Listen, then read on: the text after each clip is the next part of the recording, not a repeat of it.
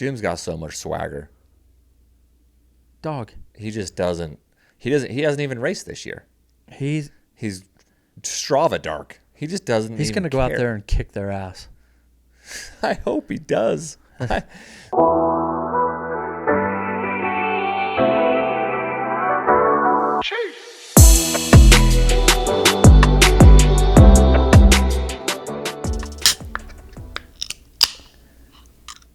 Welcome back to the next aid station. I'm your host, Jake Kilgore. Mick Garrison on my left today, rocking the Path Projects tee. What's going on, man? Why are we so somber? Welcome back to the next aid station. I'm your host, Jake Kilgore. Hi, welcome to Next Aid Station ASMR. Crack that kombucha and juice it all over my eyes. Throw it juiced on your knee. You got juice. That's a first. Right on the knee. Path Projects, huh? Yeah, dude. Shout out Path Projects. Our homies from the PA. Yeah, they hooked us up with some. I got all kinds of new threads today. Shit. Looking good. Nice new shoes. Thanks, bro. Those are cool. Mount to coast. They're white. That's right.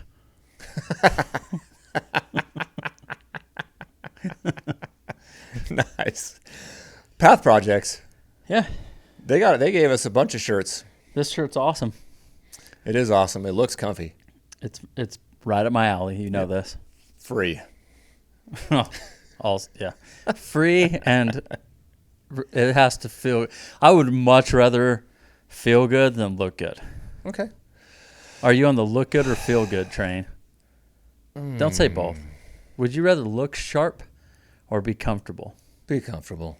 Yeah, all day. That's why you wear ABCs to work meetings. Mm-hmm. Mm-hmm. That's why this is the first time I've worn a One Home hat on the pod. Shout out One Home. I got it. One Home. Crushing. Dog. We are crushing HVAC. It's hot. AC units are going out like little bitches. But we got you. We got you covered. Just swapping. We're Boom. We're dropping AC units every single day right now. Oh, yeah. That's kind of nice. Commercial too, bro. Yeah. Okay. Got a big old solar. We have a 400 kilowatt solar system being installed near Lake Powell. I'm going there tomorrow. Are you gonna batteries, swim? flywheels, solar? Are you gonna take a dip in the water? Am I gonna swing? Swim. No, I thought you said I'm going to swing. I'm like, sure, I'll stop by Provo on the way down.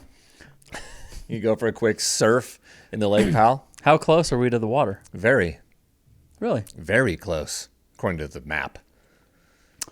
I don't know. We'll Okay. see if we have time. I'm supposed to go over and check out another site. Job site guy, superintendent over here. I'll just pull up in the truck, make sure everybody's working. Foreman guy. Hang out. Don't get out of the truck. How many of you listening right now are foreman guy? Just drive around. We make fun of you in our meetings. You just look at the site. Yeah, I did a bid. How you got rolling up? Oh, yeah, I'd love to help, but I got to get over and get a bid. You chase some parts. Got to get out in front of it. Yeah. I got to just lay this job out real quick, lay the guys out, and then, drive around with my trailer. No, I'm not going to work. I put in my time. No. I'm checking on the guys, making sure they're doing their job. We should post an ad for foreman guy and just actually have it say that. Superintendent guy. You don't have to do shit. Don't lift a finger. In fact, don't use a computer either. Pen and paper only. That is what we're looking for. Pen and paper, foreman guy. Oversee a project or two, hire some guys. That's what I'm going to do. Get them lined out. If this podcast is out, maybe we'll listen to it on the way down. Oh, it'll be out. This thing will drop. Hey, Stan. Stan, watch the road. Stan. I know you're driving because Mick is a irresponsible driver. Because I'm busy making reports.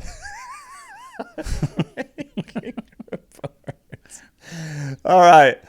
Mick, today is Tuesday, June 2-3. draft. I have been NBA draft. I have been day. waiting for this day. I'm rocking the Utah Jazz, old school. D. Will. I love D. Will. Darren Williams. Yeah. He was my dad's next door neighbor while he played for the Jazz. He literally was right next door. One house in between them. They Dude. were homies. Did I ever tell you that? He might be my favorite Jazz player of all time. Oh, he was so good. He got away with that terrible haircut too. That thing was bad. Like really bad. Full on bowl cut. but like black man bowl cut. It doesn't roll. Yeah, rolled. He's pimp. His up. game was the Back up. best, but his hair was something. Okay, so he's 2 houses away from my dad. Have I ever told you this story? I didn't know. Okay. No, I had no idea. Story time at the next aid station. We go down to my dad loved so for the listeners, I'm talking about my stepdad Val, who passed away last August. So I missed the Bigfoot 200 because it was his funeral. So R.I.P. Dad. But this story's about him. So he loved cars. He did very well in his life. Built big companies, sold it, did very, very well. So in his later years, he'd like to collect cars. He bought a lot of really nice cars. And we went down to the car show in Phoenix, Arizona. Okay. Or Scottsdale. And I'm blanking the name of it. Oh my gosh. A really popular auction. They just wheel these cars up and they auction these cars off live. Then you can walk the show and like check out all these cars. So my siblings and I all decide one year for like his birthday or Father's Day, like we're going to take you to the car show. And we're all going to go. And he's like, cool. Maybe I'll buy a car. Maybe I won't. I don't know. We're like, okay, whatever. This should be fun. We'll go golfing that weekend. We'll spend the time in Scottsdale. Barrett. That's the name of the car show. Something Barrett. Maybe you look it up while I chat. So anyway, we're at the auction and this car comes up. And I forgot the name of the car because I'm not like a big car guy, but it's like a 70s dope convertible something, something, something. And you know what my dad says? He goes, oh, that's the car Darren wants. I'm like, who? He's like, Darren Williams. Darren told me if I saw that car in that color that year to buy it for him. What? At the auction. Yeah, dude. No way. Yes. The Barrett Jackson auction. Barrett Jackson. Huge car auction, like the biggest car auction in the country. So I'm like, what? I'm like, hold on a second. Darren Williams told you to, if you see this car at the auction, to just buy it for him? He goes, yeah. He goes, I need to buy that car for Darren. Did he buy it? So he bought a car for won? Darren Williams, and he had it delivered, and then, of course, Darren gave him money, paid him back. And I was like, hold on a sec. He's like, I got to call Darren to make sure he really wants this. I go, you have Darren Williams' phone number? He's like, yeah. So this is 20 years ago. Darren was at his peak Jazz time, like NBA All-Star, Western Conference Finals, Utah Jazz. Boozer and D. Will, right? I'm like, let me see your phone, Dad. He's like, he looks at me. He's like, I'm like, you don't need to see anything. Just let me see your phone. You got his number? So I got Darren Williams' phone number. Did you call him? So I got Darren Williams' phone number. This is like 2000, I don't know, whenever Darren was drafted, 2003, 2005, I don't know, whatever it was. So I got Darren Williams' phone number. So then this was in the Jim Rome days. So I'm listening to Jim Rome like I used to listen to Rome every day. Oh, yeah. Love Me too. freaking Jim Rome. Well, he had Darren. He had Darren Williams on the show. And I'm listening to Darren Williams talk to Jim Rome. This is within 6 months of me getting his phone number. I'm like, that's so cool. Anyway, I'm like, this is a pretty cool story. So he gets off the phone with Jim Rome, and I just text Darren Williams. Oh, my hell. I go, dude, that was an awesome interview with Rome, dude. Good job. Who is this? That's what you got? Yeah, I didn't reply. I was like, oh, shoot. Oh, my hell. You're all Val's son. Yeah. He's giving your number out to everybody. Yeah. So I remember that same year, they had every Jazz player over there. Went to my dad's house to see him, whatever, that weekend. And Darren had the whole team was over at his house watching a playoff game. That was cool. Hell yeah. Dude, you should have been like, this is Dan Patrick or something. What do you mean, who is this? What are you talking This is about? Scott Van Pelt. Colin Cowherd. Yeah, so that was, he lived literally 2 houses down. I think Darren dating, married, someone from like Farmington. Oh, he's married to her. From Farmington, Jen's right? friends with her. Yeah. Okay, He yeah, lives so there, dude. he's still around. Yeah. Yeah. I wish he would have never left. Damn it, D. Will. Maybe I still have his number. Should we call him live and get him on the show? Let me just check my phone here while we're sitting here. Darren spelled Daron. Nope. You idiot. Sorry, man. I lost it. Yeah. When this goes live tomorrow, will Darren Peterson be a Jasmine? I believe yes. My son, Tyson, is at a BYU camp all week. He's going to be at BYU when AJ DeBonsta is drafted Why do you number say 1. DeBonsta? Isn't DeBonsta? You're the only person I've ever heard say that. How do you say it? AJ DeBonsta? Oh, is there no T? There's a T before the S. Wow. DeBonsta? DeBonsa. DeBont. Huh? Yeah. Really? I'm an idiot. You're the only one I've ever heard say that. I was just curious. Maybe I'm... Oh, DeBonsta. AJ DeBonsa. DeBonsa. DeBonsa. DeBonsa. There we go. Thank you. AJ DeBonsa. Yes. Oh, my bad. It's not going to matter because he's not going to be here. Okay. Well, Darren Peterson, baby. okay. Well, I'm rocking this because this is the highest pick the Jazz have ever had. And then the Jazz will be in the playoffs in 2027. Yeah, they're making the playoffs. 2027. We'll be there. Let's go. Are we gonna get home court advantage? Or we're gonna be like a 5-6 seed and get bounced I'm not in the ready first to round? say we'll be in top 4. Okay. Well, Giannis got traded last night. Yep. I don't love that for the Heat. They give a lot. They need to put somebody with him. Wait, is it Giannis and Bam? Yeah, they got Giannis Oh and Bam. my goodness. So they just need a couple shooters. They got Norman Powell, but they're going to They lose lost him. Tyler Hero, but they just need a couple shooters. Get some 3-point corner shooters. They have Norman Powell, bro. I just think they're going to lose him. Yeah, he's good, but I need a shooter. I need like He a is Sam. a shooter. He's an all-star. Give me a Sam. No, I want a 3-point specialist. Give me a Sam Merrill. Yeah. Put him in the corner and just kick it. Swing the rock and just let him just light it up. Giannis and Bam, that's something. That's a little clunky to me, and I don't see. I'm like, that's not going to make them the favorites. Didn't Bam go for like 80 last year on free throws? 85 on free throws. That's true. It's the most boring 80 points ever. All of our trail running fans are like, this is the most boring podcast ever. They're loving it, dude. Hey, Father's Day weekend. Did you see your dad last weekend? Yeah. It's about how the conversation went. I used to hate Father's Day. Because your dad abandoned you? Well, I'm just like, well, what am I going to do? Everyone's with their dads. I'm just over here not. You're with grandma. Yeah, but my son was born on Father's Day. Sup now? Father's Day. Dad. Yeah, so that was cool. Father's Day was fun. Okay. We went and smashed Red Iguana, too. It's my favorite Mexican restaurant. That's a great place. Yeah. Okay.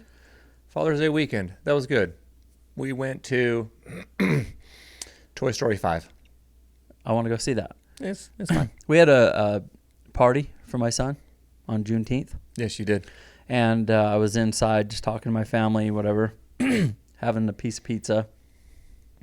And we had one of those slides, like a blow-up, like water slide blow-up thing. And I went outside into my driveway to see the kids going down the slides. And Jake Kilgore was in the pool playing basketball, sliding down the slide with the kids. I just showed up. At Dean's party, and I was like, swimsuits? You had gone boating, so you were already in your swimsuit. I didn't even know you were there. I just go outside. I'm like, oh, hey, buddy. Just hanging out with the kids. Me and a bunch of 11-year-olds.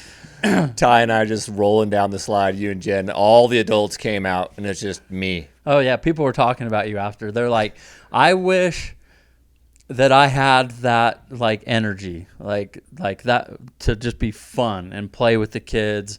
And I'm like, I'm not getting in there. And you're just, like, in there laughing, playing. And I'm like, that's a good reminder for me. I'm still not going to do it. But I wished that I would, you know? All right, I'll throw the video up on my. Should I put it on my story or post it? Does it deserve a posting? The people need to see it now that we talked about it. Whatever, man. I'll throw it on the story. How often do you story it up? I don't know. I try and do 1 or 2 little things a day. I do like 4 a year. Wow. Don't you think? Yeah. How many posts do you do a year? 5? 1? Yeah. 1 or 2. I mean, you could go back and look. Like, if you make me collab on something, then You don't accept any. We stopped. The next aid station stopped collabing with you a year and a half ago. perfect. But there's a few on there that I accepted it. There will be days that I go without going on Instagram. But if that's good. There's only a few things that I'll do on Instagram. If I'm just scrolling, first of all, I never feel good about it. It's just a waste of time. Doom scroller. Yeah, and if I do it, I'm sending you stuff that I think is funny. Yeah. When you send me something, I'm like, oh, okay, yeah. It's going to be good. Yeah, this is gonna, otherwise I'm not wasting my time. This is going to be a treat. Yeah. In my spare time, when I'm just sitting around doing nothing, guess what I'm doing? On my phone. Yep. Say it. Porning. Wow, you said it. Is that the right phrase? I'm just sitting there, just like in the living room. I'm just like, no, yeah, she's hot. No. Oh, he nice. No, bro. I'm on chess.com. Oh, yeah. The app. Yeah, you're always playing chess. Yep. Always. Yep. Okay. If you play chess and you want to play me, hit me up, Mick Runnin on chess.com. Mick is in the chess. Yeah, you are. I'm mid. I'm not like you're good. I'm good. You play a lot. Yeah, I can. You play more than most inmates. Oh yeah, that's what I would have been doing there. Yeah. CrossFit, chess. Yep. You'd become a master. Yeah. Master chesser. Getting any love on the what's rule number 2 for prison? So many. Dude, the message last night. That's why I brought it up. That was so funny. My gosh. Okay, let me just read this, and then I have a one Father's Day story. But this next aid station related story is absolutely epic. We have received so many DMs. What is prison rule number 2? Do you want to just say what it is now? No. Okay. You got to be in. You got to DM if you want it. Okay. That's just part of the show now. What rule number 1? You can't fix stupid. Rule number 2, DM us. So anybody that did DM us and got the message back, I mean, it's true, right? That is a fact. I was reading to Bree a bunch of the replies back after I sent them what rule number 2 is. The replies, and I was laughing every single time. People would be like, yep, I can see how that's true. Yeah, that is. One guy replied, yeah, that's true whether you're in prison or not. Yep. So this one, this one is literally so funny, I had to screenshot it and send it to you. Hey guys, love the show. I'm a trail runner from Australia, and I need to know what prison rule 2 is. Thanks, keep up the great work. So I send him prison rule number 2, and I say, let me know how that lands down under. And he says, ha, ha, ha. Yep, I reckon that rule would apply down here too. Yeah. I just freaking died. So if you want to know what rule number 2 is, so that applies, DM us something that we're not putting on the pod, but this is me last night.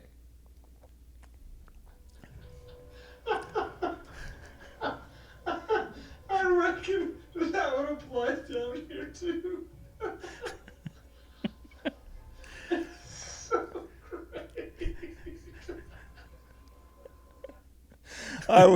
I was beside myself, Yeah, giggling. That made me laugh. Oh, I was dying. All right, so Father's Day story. Okay. Do you lock your bathroom? Well, you don't have daughters. Do you lock your bathroom every time you shower? No. I don't either. Okay. Do you lock your bathroom when you? I don't really have to lock my bathroom ever. Yeah, there's no reason to. I lock it. My daughters or their friends, because they come upstairs where all the bedrooms are, and I'm like, dude, I don't want them. Because my daughters always want to roll into the master bathroom and get ready. Yeah, you got a lot going on there. They got their own bathrooms. They love the master. We're 18 years into this thing, and I'm like, y'all got your own bathrooms. Scooch. You have your own blow dryer. You got your own brush, your own makeup. Wow, you got them their own brush? I finally broke down and gave them their own brush. I'm like, they got all their own stuff. Why they got to roll into the master? Okay. It's been a thing, dude. Maybe the other one's being used. Like, if there's prom or something, I'm like, cool. Like, that's kind of a thing. It's an event. They're with their friend, and, like, Bree does their makeup and does their hair. I get it. Yeah. Use the master. It's a bigger area.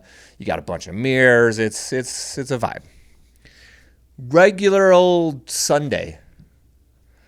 I roll in there, and I'm like, oh, no. This was yesterday. This is yesterday morning after my run. I'm like, I got to shave. So I bust out my... Like full manscape? That's where this is going. Oh, yeah. So you know what's the big rate? I'm not big and nothing. It doesn't matter. It's just the clippers, like with the guards. Yeah, dude. I got the I got the clippers, okay? You got like you're holding the whole package lifting up and your daughter walks in? Oh, no. Or even better, a friend. Go. They're 18. Calm down. So I only have one daughter at home now. She's almost 17. It's morning. She's sleeping. She don't wake up. After my run, she's sleeping. She goes to Legree and works out every morning. So it's like 9. And I always lock the door when I'm going to just really get my grooming on. Because you never know who's going to roll in. Oh, my hell. So I just shaved my head. Look at this, freshly shaven comb. Nice. Shaved my beard. I'm like, it gets gnarly, right? I gotta look good for my pod, for all of our subscribers. We have so many people on YouTube. So I'm like, oh yeah, well, I'm at it. Yeah. And I just drop trowel, and I'm like, I gotta just my hell. I gotta clean everything up. I gotta give everything a once over, you know, just a skin a little jungly down there. So I'm like, I gotta clean up. Bro, I got one hand. Yeah. Oh, yeah. Getting all the accessibility. Oh, I got to get all the right angles. It's you got your knee bent out, one leg straight over here. I got one leg up on the counter. Just really, it's just like eating. Mick's under there with the clippers. And boom, the door pops open. And I go like this. And she goes, yeah. Oh, no. Her eyes went down? She went like this. She's scarred. Oh, hey. And then she closed the door, and I was like, oh, my gosh. Less than 10 seconds later, Ty opens the door. I'm like, dog. He's like, sorry, Dad. Yeah, that's what you scarred Leah. So I text the family thread later that morning. I'm like, hey, everybody, please be nice to Leah. She was like emotionally scarred this morning. Oh, my God. Oh, and she's like, oh, I didn't see anything. I saw just enough to know I needed to turn around and leave. Oh, yeah.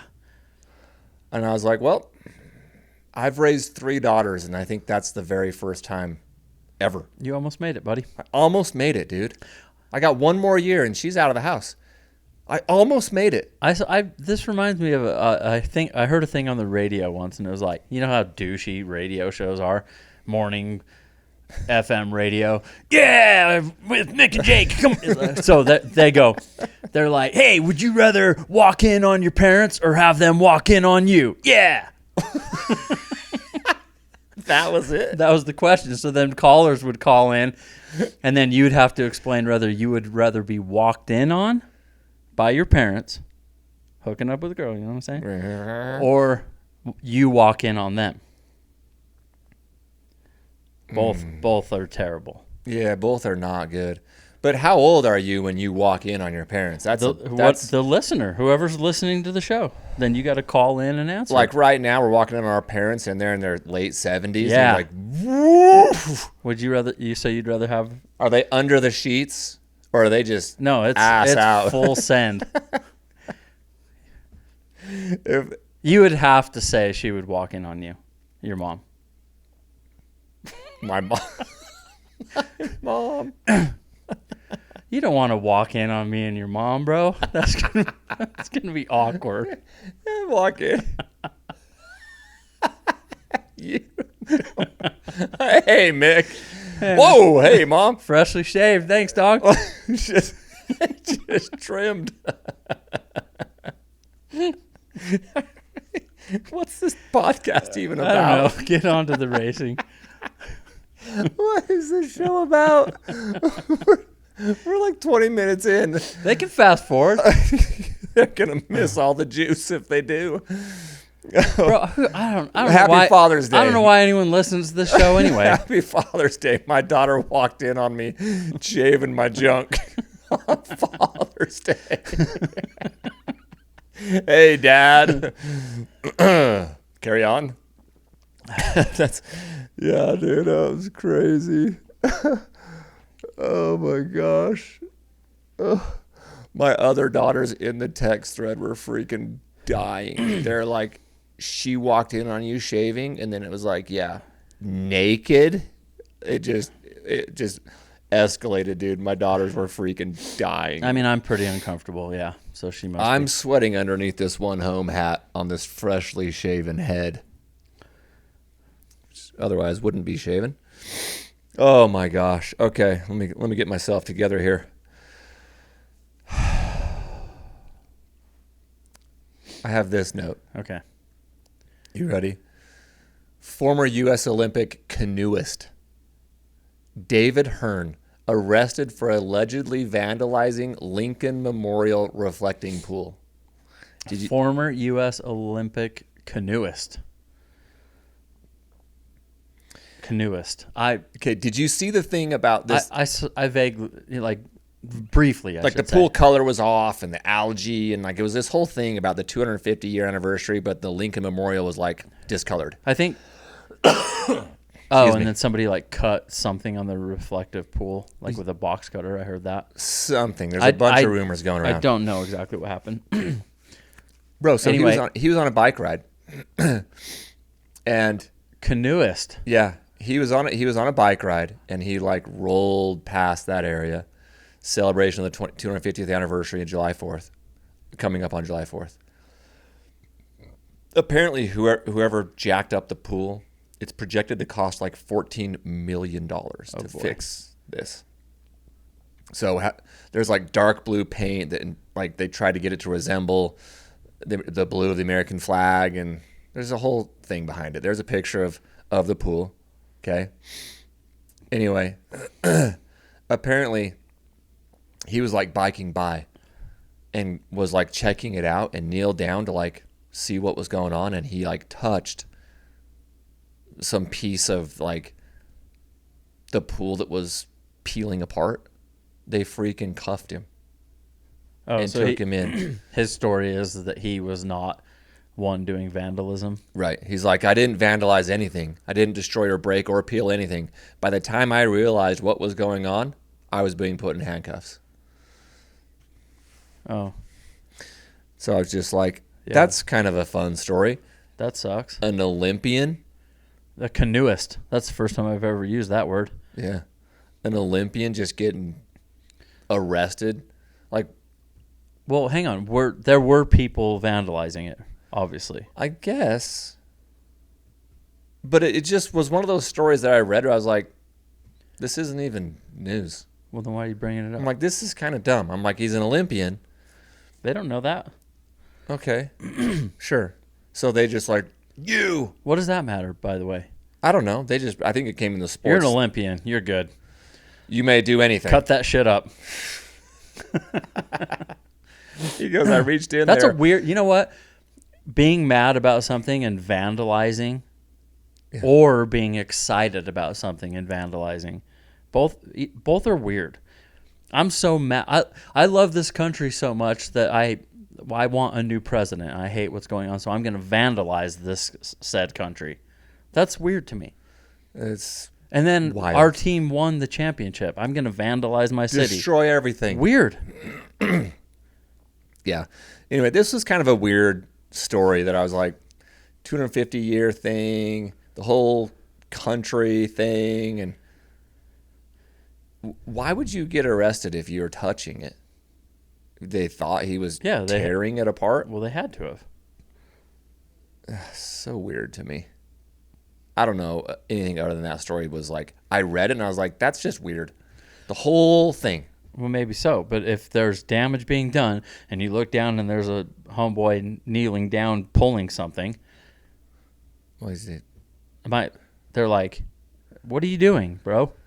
Can you not touch the water? I don't know. I don't know what he was doing. This is the first I'm hearing of it. It's weird that no. Can anyone touch the water at the Lincoln Memorial? I don't know. Or is it like a federal crime? To just go up and touch the water? Yeah. I don't know that. I don't see what the damage is by touching the water. I don't know. Let me ask Michelina. Was this canoeist off course? I think he deserves a pardon. How about this one? Did they let him go after they cuffed him? I think so. Yeah, he was released, and I think he's facing charges, but I think they're going to get dropped. This is a because there's no non-story. evidence against it. Fake news. Next, did you know that Aravaipa has a biking thing? I believe it's the same Aravaipa. It looks like the same Aravaipa based on its logos. AravaipaRides.com. Same logo. They have like a biking division. Do you know that when I was doing Javelina, I thought that to myself? I'm like, I would give anything to have a bike right now. Really? Yeah, I thought that. Because that course is super bikeable. Oh my gosh, it would be so fun. You'd cook that 100 miles. And how fast would you do that? 5 hours? You could do a lap in an hour? Sure. I mean, I don't know. You would haul ass going down. Oh, that second half? Yeah. Yeah. I don't know how. Well, one of our listeners sent us this, and it was like, hey, are you guys watching the Aravaipa Rides? This race that happened on Father's Day, June 21st? It's called the Big Woody. Oh, yeah. The Big Woody. Ride in the Pines. Where's this? Flagstaff? Flagstaff. Otherwise, there's no pines. True. In anywhere in Arizona, unless you're in Flag. The old Big Woody, though. I don't know who won. Dude, Pete's Meats did. He probably did. Was he cooking? Was he hitting his meats? Oh, absolutely. Up there at Eldon? That'd be fun. That would be fun. I would be down to do that. I would get smashed. You would always be down to do the Big Woody. Yeah. Check this one out. This one's kind of fun. Oh. This is speed walking. I've seen speed walking in the Olympics. That makes me uncomfortable watching that. This is a 2,000 meter speed walk. What? Bro, these are junior high That's girls loud. speed walking. Now they're running. Nope, that is speed walking, sir. Bro, this is a photo finish. That's Photo finish speed walk. Got her.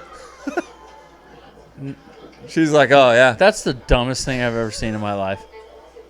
Unless you're part of it, then congratulations. So the comments were unreal in here. Not a real sport. That can't be good for the hips, can it? Sorry, real athletes here. Who made this a fucking sport? Sorry, I fell asleep. Who won?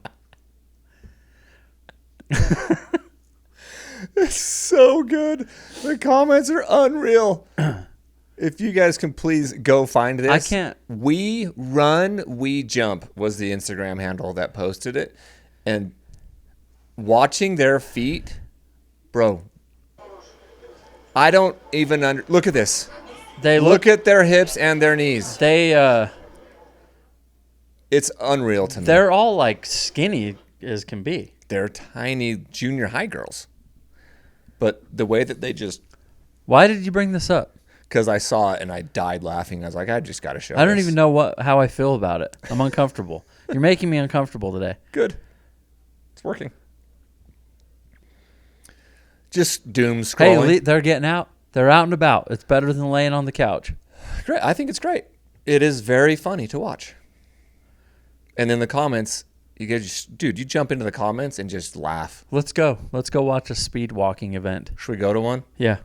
I'll ask Camille Herron. Wasn't she going to do that? I don't know, but maybe my mind would be changed. It's like hockey, kind of boring, but when you're there, it's not boring. Well, I'm sure they would cook us. Like, that's an art. It's a skill. You think that you couldn't beat a junior high kid in walking? No. Those girls. High school, yeah, they're going to smash you. I'm a slow walker. I could not beat You get 2 weeks to prepare to race a junior high kid in walking. a 2,000 meter walkathon. Yeah, you couldn't beat a junior high kid in walking? I don't think so. High school, they're going to smash you. They're trained. But junior high, you can't walk faster than a junior high kid? I don't think so. They look like they were trucking, dude. I'll do that. You do the Legos.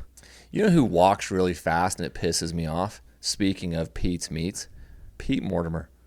Do you know how many times when he was pacing me, I was at a run and he's just walking? I'm like, dog, you know I'm running. And he'd just start laughing.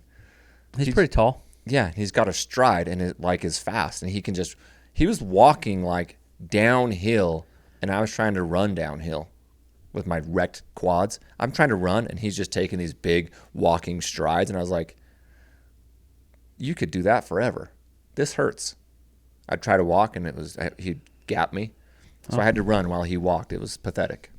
Maybe that's part of the reason why he's so fast. When he's hiking, he's still Fast. moving. Fast, dude.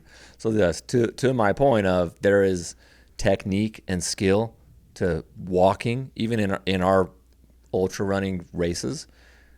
Walking, some people are not losing that much ground walking. When I walk in my races, I'm losing massive ground. Like I'm just a slow walker. Inefficient walker.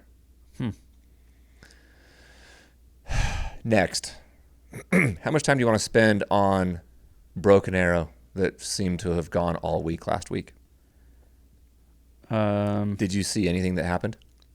Anything? Yeah. Yeah. Did you see who won the men's 46K and the women's 46K? I saw videos of it. Okay. Eli Hemming goes back to back. Yeah, he's really fast.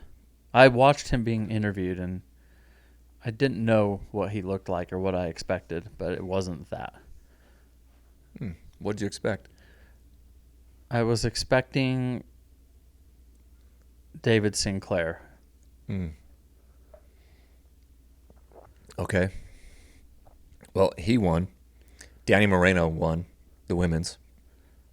I Jack. saw Sarah Carter finish. She was I think a lot of them, they were like super pumped. Mm-hmm. I think that they were more excited to win and podium this race than people act in UTMB. What? These guys acted like they were very excited. Maybe they got it's a big deal. Like UTMB, they got you get a small lot bag. of attention and you're running back and you're high-fiving people and Yeah. all of that. Yeah. But I'm not talking. That's just what you do. But the actual energy and excitement from winning was really apparent. Like, I was like, oh, damn, they are pumped. They did it. That course is well done for like fans to get up to the top and take the tram up there, and they got fans pretty well scattered, kind of like a European-ish event. But then ACG just takes the finish line to another level.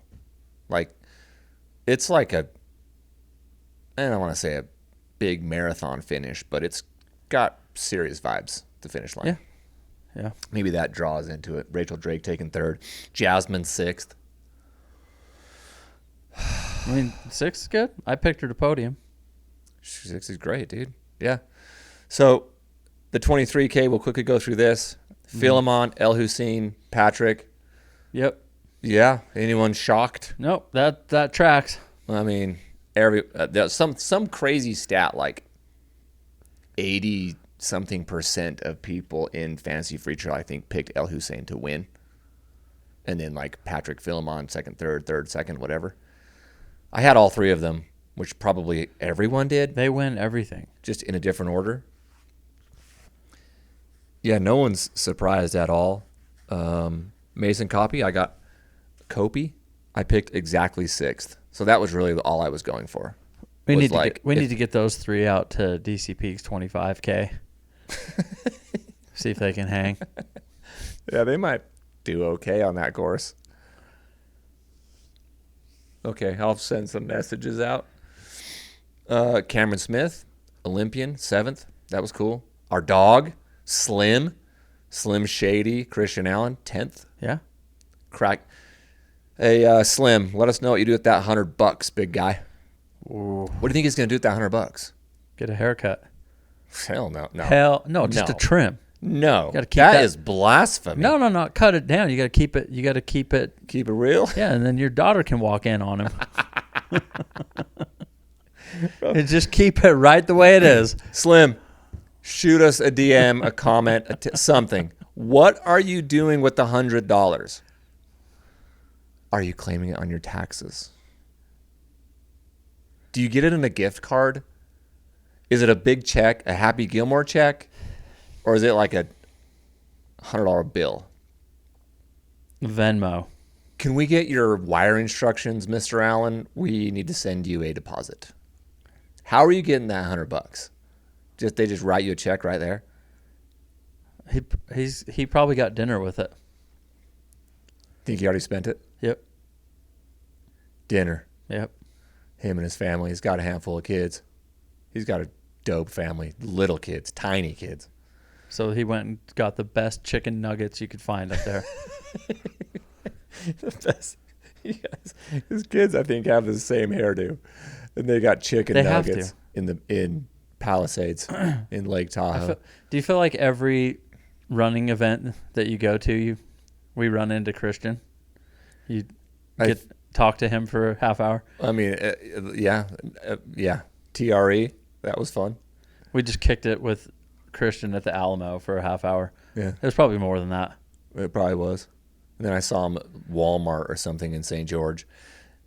I'm sure we would have ran into him tomorrow at TrailCon if we were there. But Trail Convict. Are you going? Is that me? You should go to it. What should I do there? Go represent. Go mingle. Just go mingle with the trail folk? Yeah. That'd be fun. I don't think it'd be very much fun without you. Thanks, buddy. I'm just Lone Rangering it around TrailCon. I don't know. I think, is next year the year that we go? It just depends on what happens with one home. We go Broken Arrow, we go TrailCon, and we stay for Western, because I'll probably be in Western. I'm going to get into Western. You'll probably get a golden ticket. I need to hit the lottery. The old golden ticket. Women's 23K, Madalena Flore. She's incredible. You know what they call Lauren Gregory on her Instagram? She's El Jeezy. El Jeezy? Yeah, I love that. that's our girl. You roll by El Jeezy? Are you kidding me? Yeah. No, I'm not kidding you. I'm picking her. She's the an time. ACG athlete, and she's freaking phenomenal. Joyce took third. I picked her to win it. Tabor Hemming. wife of Eli. Anna Gibson, etc., etc. Jade Okay. Bellsberg taking 12th. I would say that is a disappointing finish. He didn't even get $100. Yeah. Who cares? What did El Jeezy get? El Jeezy, second place, 12 Jeezys. Right? Madalena got 30 stacks, as they say. 30 stacks. El Jeezy rolled out of there with 12 Jeezys. Yeah. That's Who shit. cares what Madalena got? What about, do they What count for Jeezy? currency exchange? Like, what is Joyce's earnings in the Kenyan dollar? I don't think they do. I think you just get dollars. She got Straight cash, homie. So $6,000. What does that mean to a Kenyan? Is that like $100,000? I have no idea. Do you think chat would get it right or wrong if we asked? They're usually wrong. What Go about for it. Grok? Wrong. My trust for AI is very low. So just ask You me. have to really know how to give it prompts. Otherwise, it's just going to feed you garbage. I feel like $6,000 to a It's Kenyan. It's like I bet it's like $100,000. it's dude. probably like goos and running shoes. They're such good runners. Socks. Goos. What are you saying? All the best runners are from Kenya, in my opinion. They are. And so that's what they're going to get. Here's a goo. Here's a cup full of water to slam real fast. That's all they need. Kenyans or Ethiopians, which ones are better? I mean, I'm probably going to rock with the Kenyan anytime I can, in any race, in any distance, ever. East Africans, period, dude. Philemon, El Hussein, Patrick Kipieto, East Africans. It's a shilling. A shilling. Yeah. So 6,000 USD. $1 equals 129. So call it 130 shillings. 130? Yeah. Okay. 129.62. So in lifestyle and in economy, like 6,000 US dollars is the equivalent of like how much living are you doing? I don't on know. It that? doesn't seem like it's a very rich country. That's a fair statement, I think. So that's a bag for her. Like, That's why if you win, imagine if you won Boston. yeah, you get $100,000. Yeah. I wonder what the average household income is in Kenya. That would give us an idea. Because average household in the U.S. is probably like $50,000.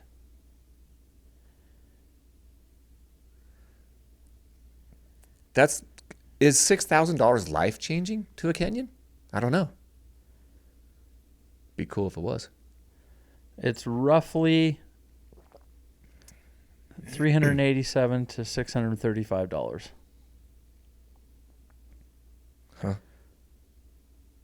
Oh, that's But the annual. the average Okay.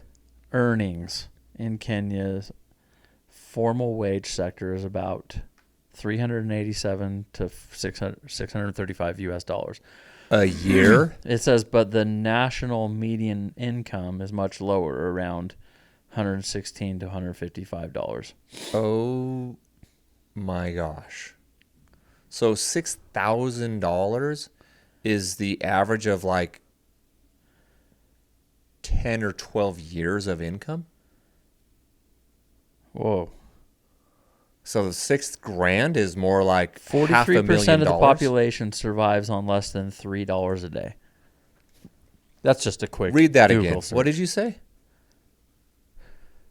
A large informal sector, nearly 43% of the population survives on less than $3 a day.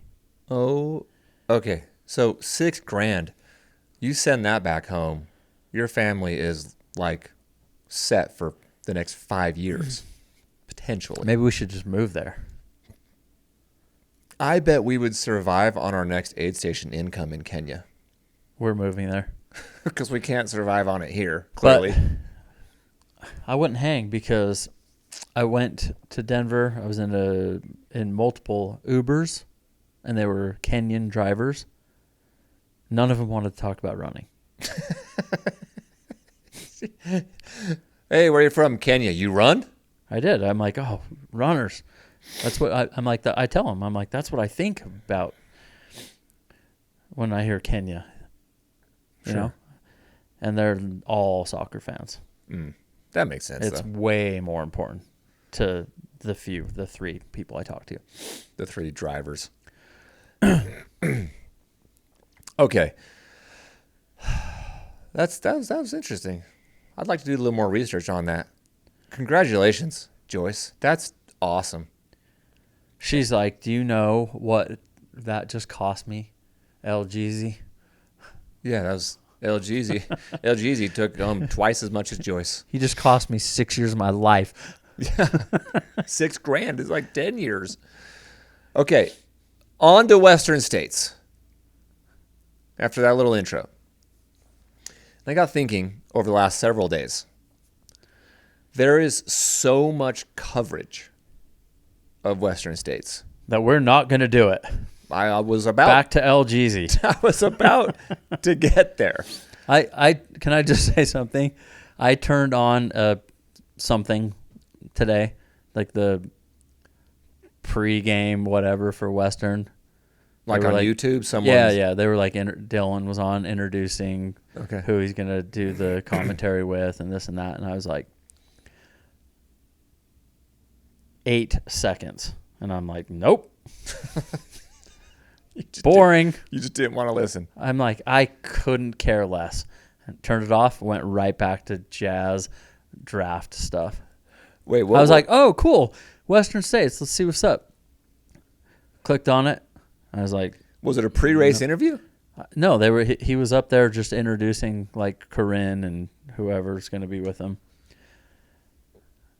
Like his Western States preview episode or something. And you're like, yeah, it was live. And it was live. I'm pretty sure it was live. Oh, it was like, maybe it wasn't live.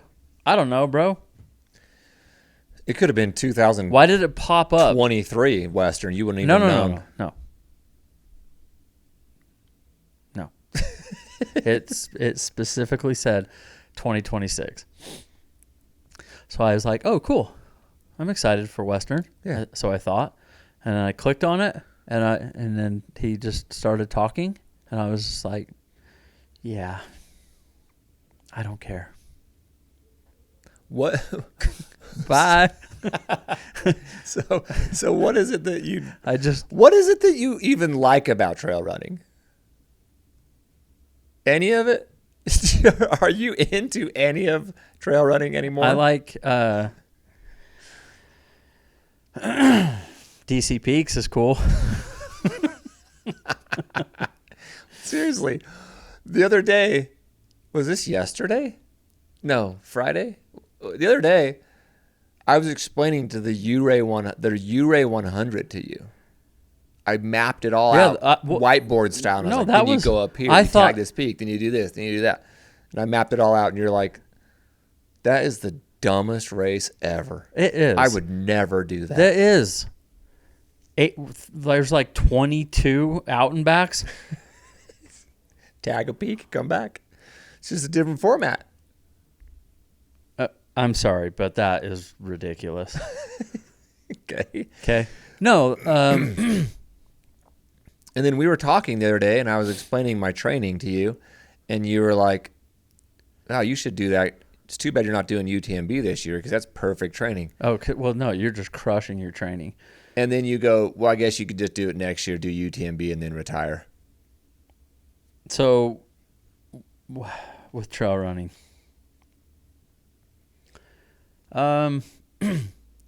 maybe a lot of it has to do with our business. Like how busy we've been, and we're trying to shift and do this and that, and then I'm supposed to go train for something, and it just became a chore. Mm-hmm. Whereas if it was just like if I was retired or worked part time, and I could just go out and it wasn't like this, you have to go type thing. Hypothetical. The next aid station hits the next 2 big levels. like over the course of the next 12 months. And it's like we grow, and now we're like, we have real sponsors that send us real money that we can just be like, cool, this is going to be our full-time thing. Let's just assume we could do this full-time. Would you be more into all the pre-race interviews and all the races and who's who, or would you be like, no, I'm just going to sign up for a couple races and do a podcast? I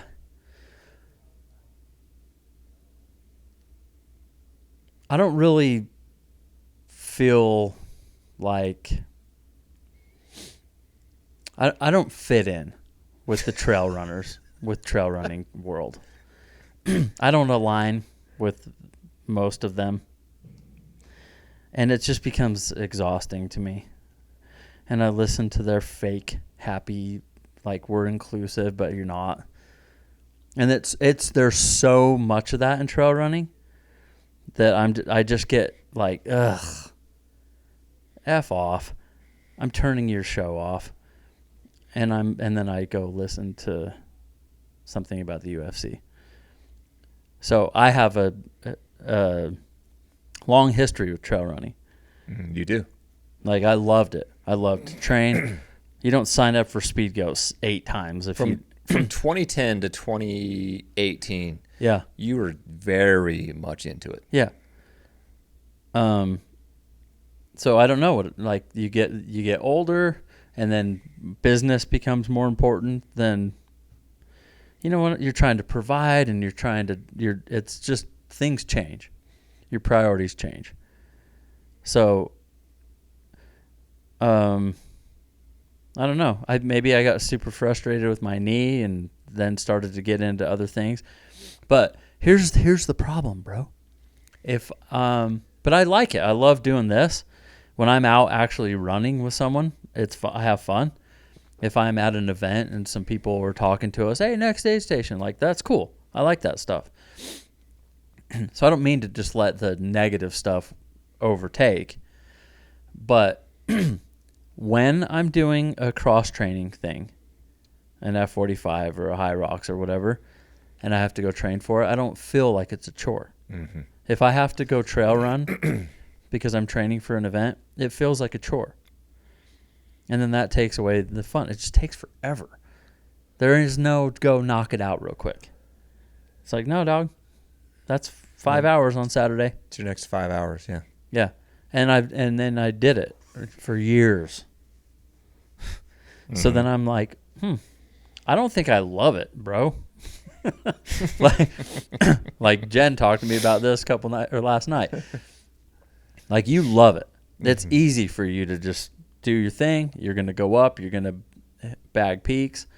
And I'm more like,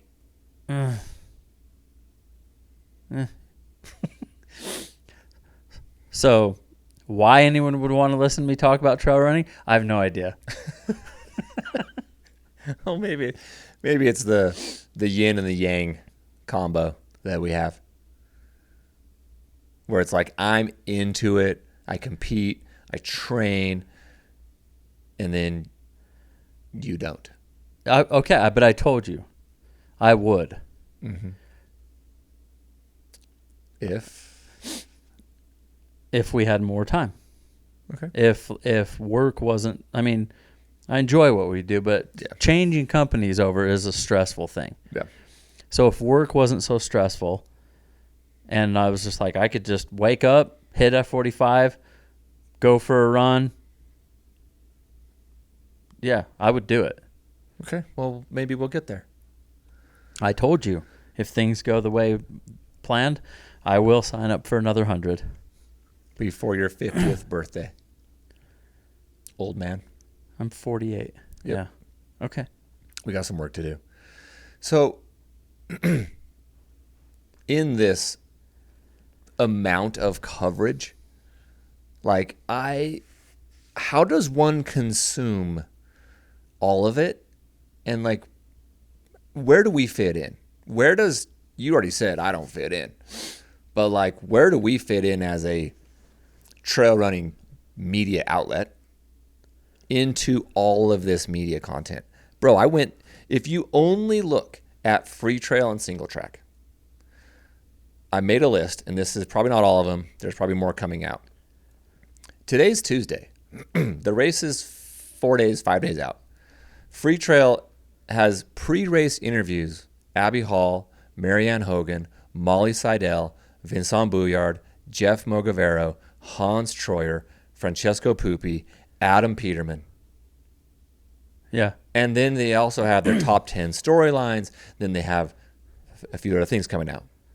Single track on the same wavelength also is doing Poopy and Hans Troyer, which is interesting. I don't know why they would both do it, but they are. And then according to their Instagram, they still have these coming out. Lottie Brinks, Jen Lichter, Killian Jornet, Tara Dower, Zach Miller. They do their power rankings thing now. They have men's preview, women's preview. You literally can't intake half of that. Is that, let me ask you a question, for real. Is that interesting to you? Do you want to hear what they did for training, like all those interviews?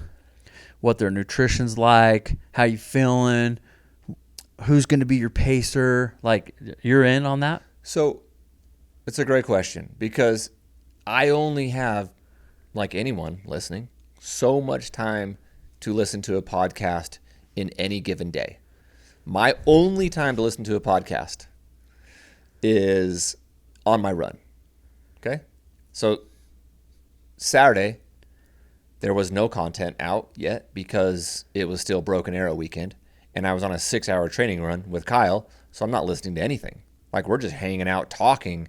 We're talking about all these topics and everything else in all of trail.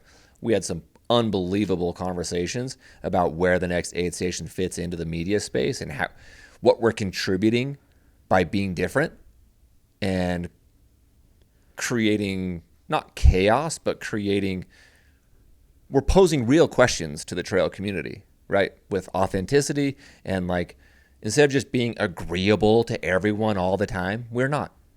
We're just not. We bring a different perspective. So I only have, call it 5 workouts before race day. Monday, Tuesday, Wednesday, Thursday, Friday. To listen to all of these. There's just no way I'm going to listen to 20% of them. So the genuine question that I have is how much coverage is too much coverage from single track and free trail that are very similar? They're super similar in their approach. You have Debo and then you have Finn. They both have a sidekick who are elite runners who bring tons of experience into being sponsored and knowing the course and splits and times. They both bring that. And then they both bring a female expert in their own right. I'm like, I don't see how these two worlds coexist long term in the space. They're not different enough to me. And there's just so much content. I'm like, okay, so they both interview Hans. I'm not listening to both. They both interview Francesco. I'm not listening to both. So what's the play? You're like, it's going to be the same interview. I don't want to listen to the same guy twice in a 24-hour time period. I'm good. I don't care. If it was Jim Walmsley or Courtney, probably listen to both. Anyone else in all of trail, I'm probably not listening to both. Why? I would rather go listen to someone I've never heard speak and take their approach. Molly Seidel I've listened to before. She's freaking cool, dude. I love her approach. I love the way she holds herself, the way she speaks. Jen Lichter, I have not heard very often at all. I'm down. Killian Jornet, who's not going to listen to Killian? So I'm having a hard time with buried content Like, I even debated, like, do we even put a podcast out this week? Like, who's going to listen to ours? Like, you have, between those two, the biggest media outlets in our sport, they're both putting out 10 podcasts in 4 days. 20 podcasts. I don't know how you do it. I don't know, like, where is the sport going from a podcast media outlet standpoint? It's more rhetorical because I don't think we know. But then I have my question right there. What are we going to cover? Yeah, just do the same thing over and over. Well, it's exciting for me to. I do enjoy talking about Western states and Cocodona the most, more than UTMB even, because I know the runners better. Even more than Hard Rock. Yeah.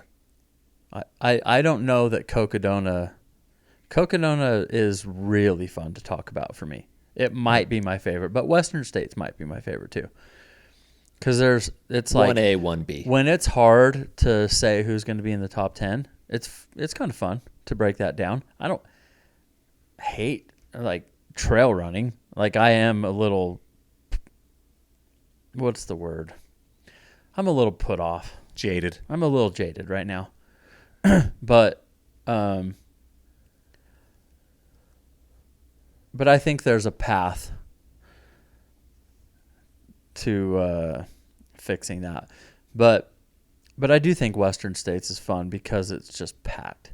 The stars are there. Now, just like NBA or NFL or the UFC, the things that I like to watch, this is wild for somebody on a podcast to say. I never want to listen to them interviewed. I don't care. If the Jazz do good, like, and Keontae George, I don't care. I don't care to listen to an interview. They're on their way to the locker room and they're going to give him the mic. And so tell us how important was Lauri Markkanen tonight? Oh, yeah, he was great. It's just the same. It's all scripted. It's just this. They're so boring. It's the same thing over and over again. Hey, great fight tonight. I'm Joe Rogan. Great fight tonight. You knocked him out in the first round. How was it? Well, first of all, I just want to thank my Lord and Savior Jesus Christ. It's the same thing over and over again. And I'm like, I don't care. Don't care. I never want to hear him interviewed. Isn't that something? It's like. So pre-race is even less interesting to you. It's so boring. This is why on this podcast, I have always said, like, I don't want to do the same format. Mm-hmm. I can't tell you, Killian, who is probably my favorite to interview, because we're not interviewing him. I don't care what your nutrition is, how many carbs you take per hour at all. 0. I don't care if you have any carbs, bro.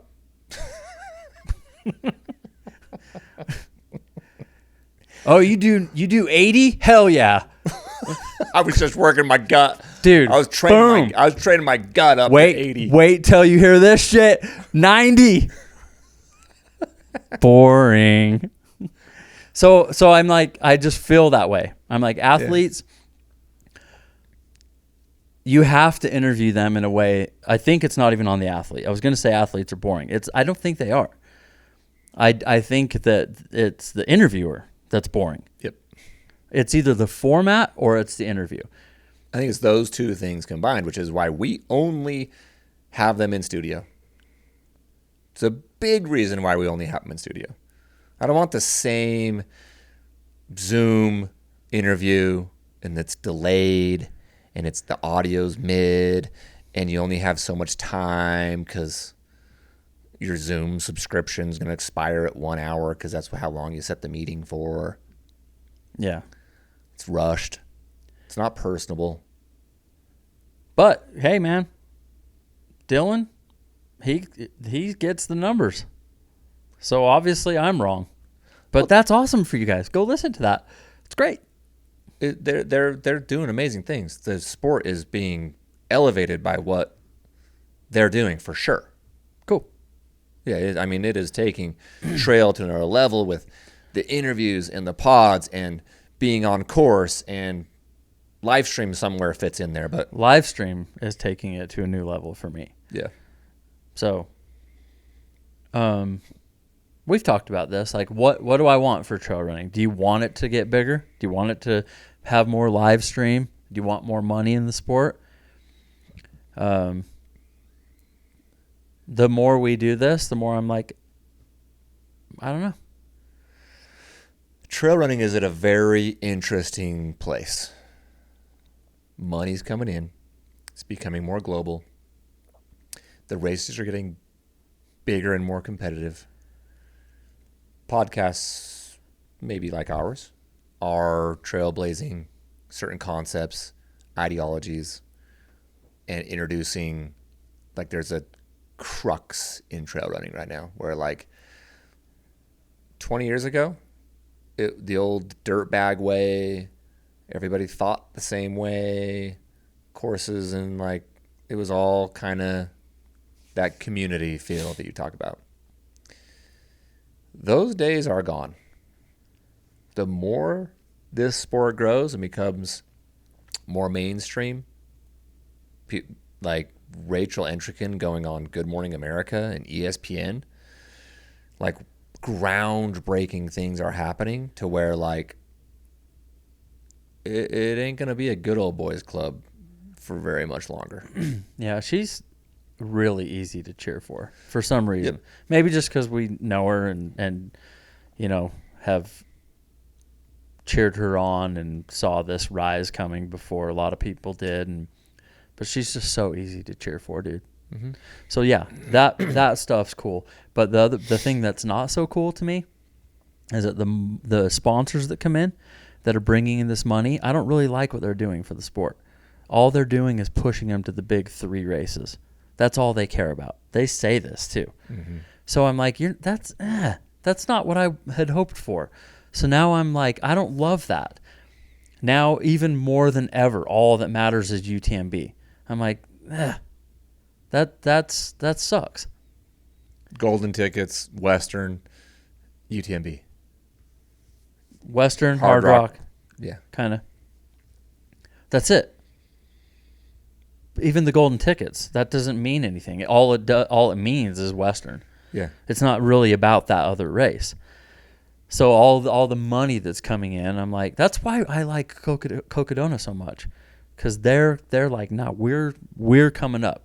They're not coming up. Shit, they're here, mm-hmm. But they're a new race, and I'm like, and they get elite athletes, and it's like all the live footage. It's awesome. That's hard to do. That's hard to break in. Oh yeah. And they did it. So that is my favorite race to cheer for. Yeah. I want them to crush. Yeah. And I'm like, I'm not cheering for UTMB. I want people to do other races. So I'm like, I don't think that yes, it's good for the runner that you get some sponsorship money. That's dope. So I'm not cheering against that. But I'm like, the sponsors, they go where it's just like this vicious cycle. It's like a circle. We only care about UTMB because the sponsors do, and the sponsors only do because you are caring about UTMB. It's herd mentality. It's very sheepy. Just the sheep just following other sheep. Yeah. Because that's where the sheep go every day, and that's what we do. There's not a single sheep stop looking around going, hold on a second. No. I'm not going over there. I know. Because the money wins. Yeah. And there are a few athletes right now who are kind of doing that, who are like, no, I'm not doing that. I'll get sponsors other ways. I'll keep winning, and I'll do it my way. I think we're going to see more of that in the next 5 years. Fast forward prediction is that those are not the only 3 races that matter in 5 years or less. I would like that. I think it's coming. Even though I just said I like talking about Western, but I like talking about Western because of all the people that are in it. It's the all-star game. and Yeah. it's in the U.S. So it's like, yeah, of course I'm going to talk about Western, but I don't care about Western. I don't care that it's the oldest one. Like if it was Run Rabbit Run and it had this lineup, then I would be like, okay, let's talk about Run Rabbit Run. Yeah. Because I can't tell you who's going to be in the top 10. That's exciting for me. Like Cocodona was, like UTMB is, when you can't just pick the podium like in your sleep. Yeah, it's fun. So what I'm saying is I would love for all of the big runners to go to more events than just freaking Western. Like DC Peaks, for example. Come do that. That's an interesting one. Yeah. So, like, if we went to Western next year, we decide we're going to just spend a week there. We're going to do TrailCon. All the big names and big stars are there. Like, are we going to sit down and do interviews? Because otherwise it's just more content flooding that everybody else is already doing. Our biggest interviews are those. I mean, the most watches. But pre-Javelina, when we went to Javelina and we went to Cocodona and we did 4 or 5 interviews at each spot, Single Track and Free Trail aren't pushing out anything like what they do for Western. Like their sponsors, ACG and Norda, are just throwing down, paying for their stuff, paying for this, paying for that, and they're throwing down all the sponsorship money to have them be there present with their cameras and with their videographers, and they're throwing all that down. Well,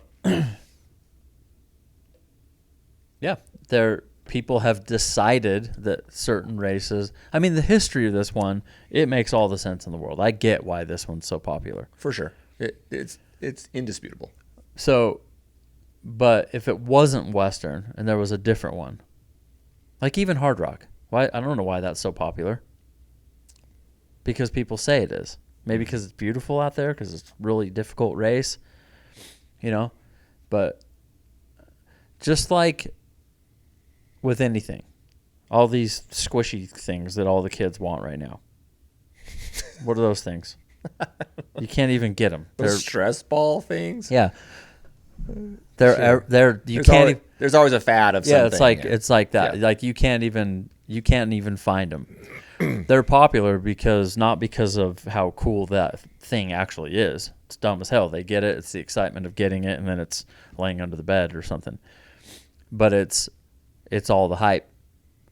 People have said that is the cool thing, so therefore they sell out. But it's the perception and it's the hype around it. It's not the actual thing. So the perception and the hype around the history of Western and 50 years or whatever, I don't know what it is, 35 years, whatever it is.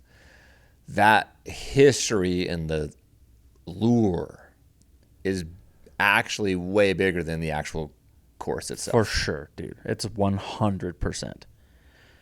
It is. If you take the biggest sports in the world, soccer, football, World Cup going on right now. Yeah. And just in the United States, the NBA. Mm-hmm. Look at what they're doing. It's silly. You're just taking a ball and putting it into a hoop. That in and of itself is whatever.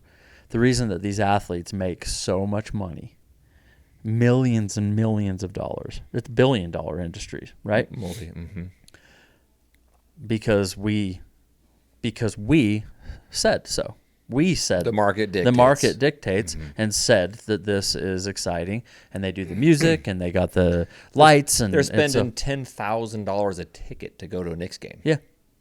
Yeah, because they've created this product that's exciting and it's a vibe. But just the game itself, I mean, no, it doesn't mean anything, because if a woman's playing it for whatever reason, it's like it's not as exciting.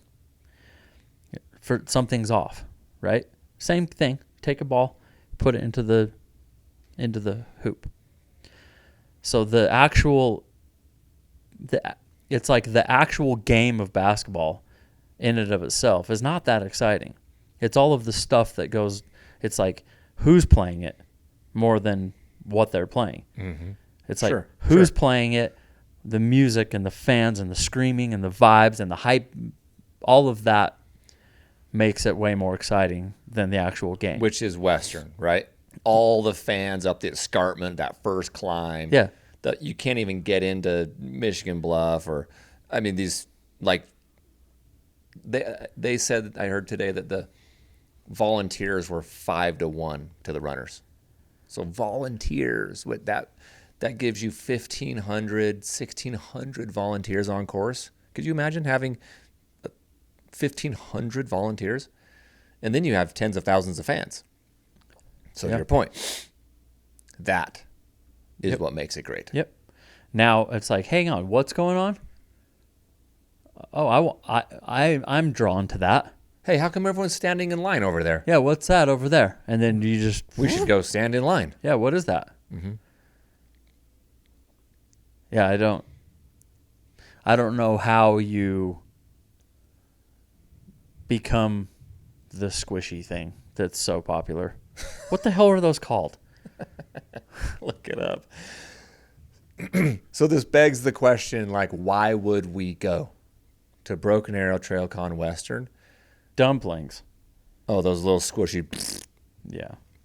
Like, I think it'd be fun. I enjoy the social mingling, running into people, seeing them, maybe hit a little group run every morning. I don't know. I guess we just mingle with the people. Maybe we do interviews, maybe we don't. I don't know. If we do interviews, it's like, cool, we just spit out an interview in amongst these 20 interviews that Free Trail and Single Track put out. What you're saying next year? I thought we should have gone this year. I think it was our time. It's not our time. Obviously, we're very, very busy at the old one home here. Next year might be rough too, but in 2 years. Okay. I mean, if I draw the lottery, then we go. Then that's that. That's easy. What is it? It's June. It's almost July. Yeah. My ass better be in Colorado a year from right now. What are you doing? You going to Florence, Colorado? Heard it's popping down in Florence.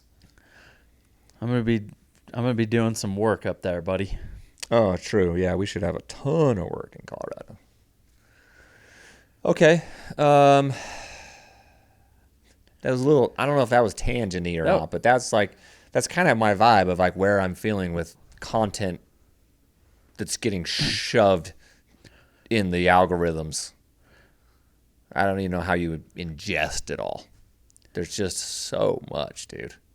I'm probably listening to 0 of those pre-race interviews. So how do we be different? I'll probably listen to Lottie Brinks. I'll listen to Jen Lichter. I'll listen to Killian Jornet. I really like Molly Seidel, so I'll probably listen to hers because it sounds like a dope human. Even that, I just listed 4. When am I going to go listen to those? After Western States? Are these cool to listen after? I don't know. I need to like take an edible, which I don't do. And just I don't even know if that would do it. Maybe I need to go on a journey and like reset my brain a little bit. You need to reset. We both needed, like, that's why honestly, one of the big reasons why I'm still just locked into my training. I just feel like I need to decompress, dude. I need to You see me every day. I need to change my mind. I need to just be like, awesome. That's a really good interview. Like, and turn on the live stream. But right now I turn on the live stream. When Western happens and I turn on the live stream, I'm just like, shut up. Like, I don't care. I don't care what they say, and I don't care what's in the comments. That's a me problem, So you go dog. mute on it? That's a me problem. That is a you problem. I totally get Because Devo that. crushes. He's a great job. And It's so me. does the other guy. Yeah. They crush. I mean, I guess, yeah. They do a good job. I've said that before. Yeah. You know who crushes? Guy at Cocodona. I don't know. I'm not hating on Dylan. I don't even know Dylan.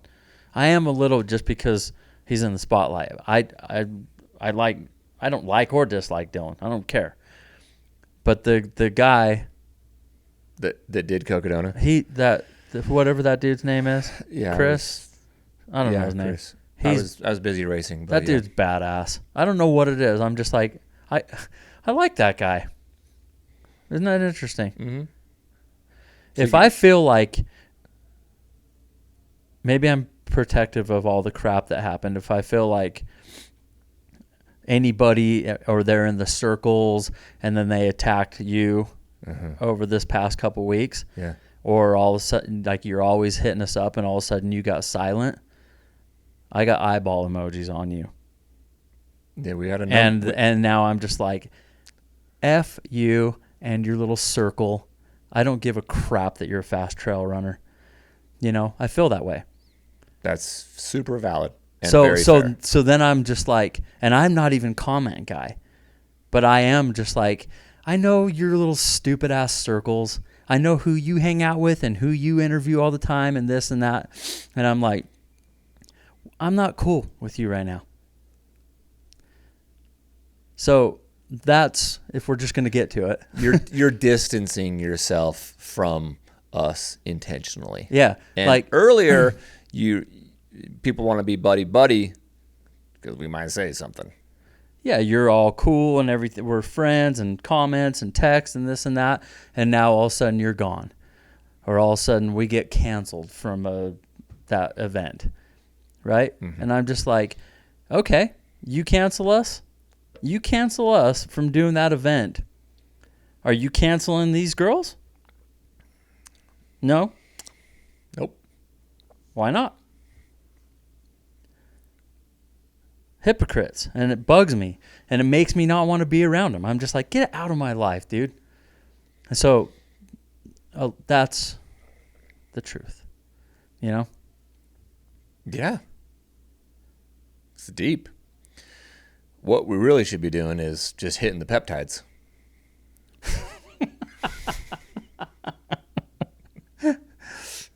If we're just going to come out and hit edibles, I might as well knock out some peptides. I'm on day 5. Just really go hard. I'm peptide guy. I don't even know what I'm doing. I'm just doing it because, first of all, I'm going to sign up for a race. And I'm going to train my ass off. And I'm going to go for my age. Win? Yeah, I'm going to try and at least podium my age group because of the peptides. While knocking out peptides? Hell yeah. You know how I got hurt? Yeah, I do. I got a story for people. I got a hurt bicep. Well, I started taking some peptides because that's what people do sometimes when they get hurt. Day 5. Let's go. Right in the left arm?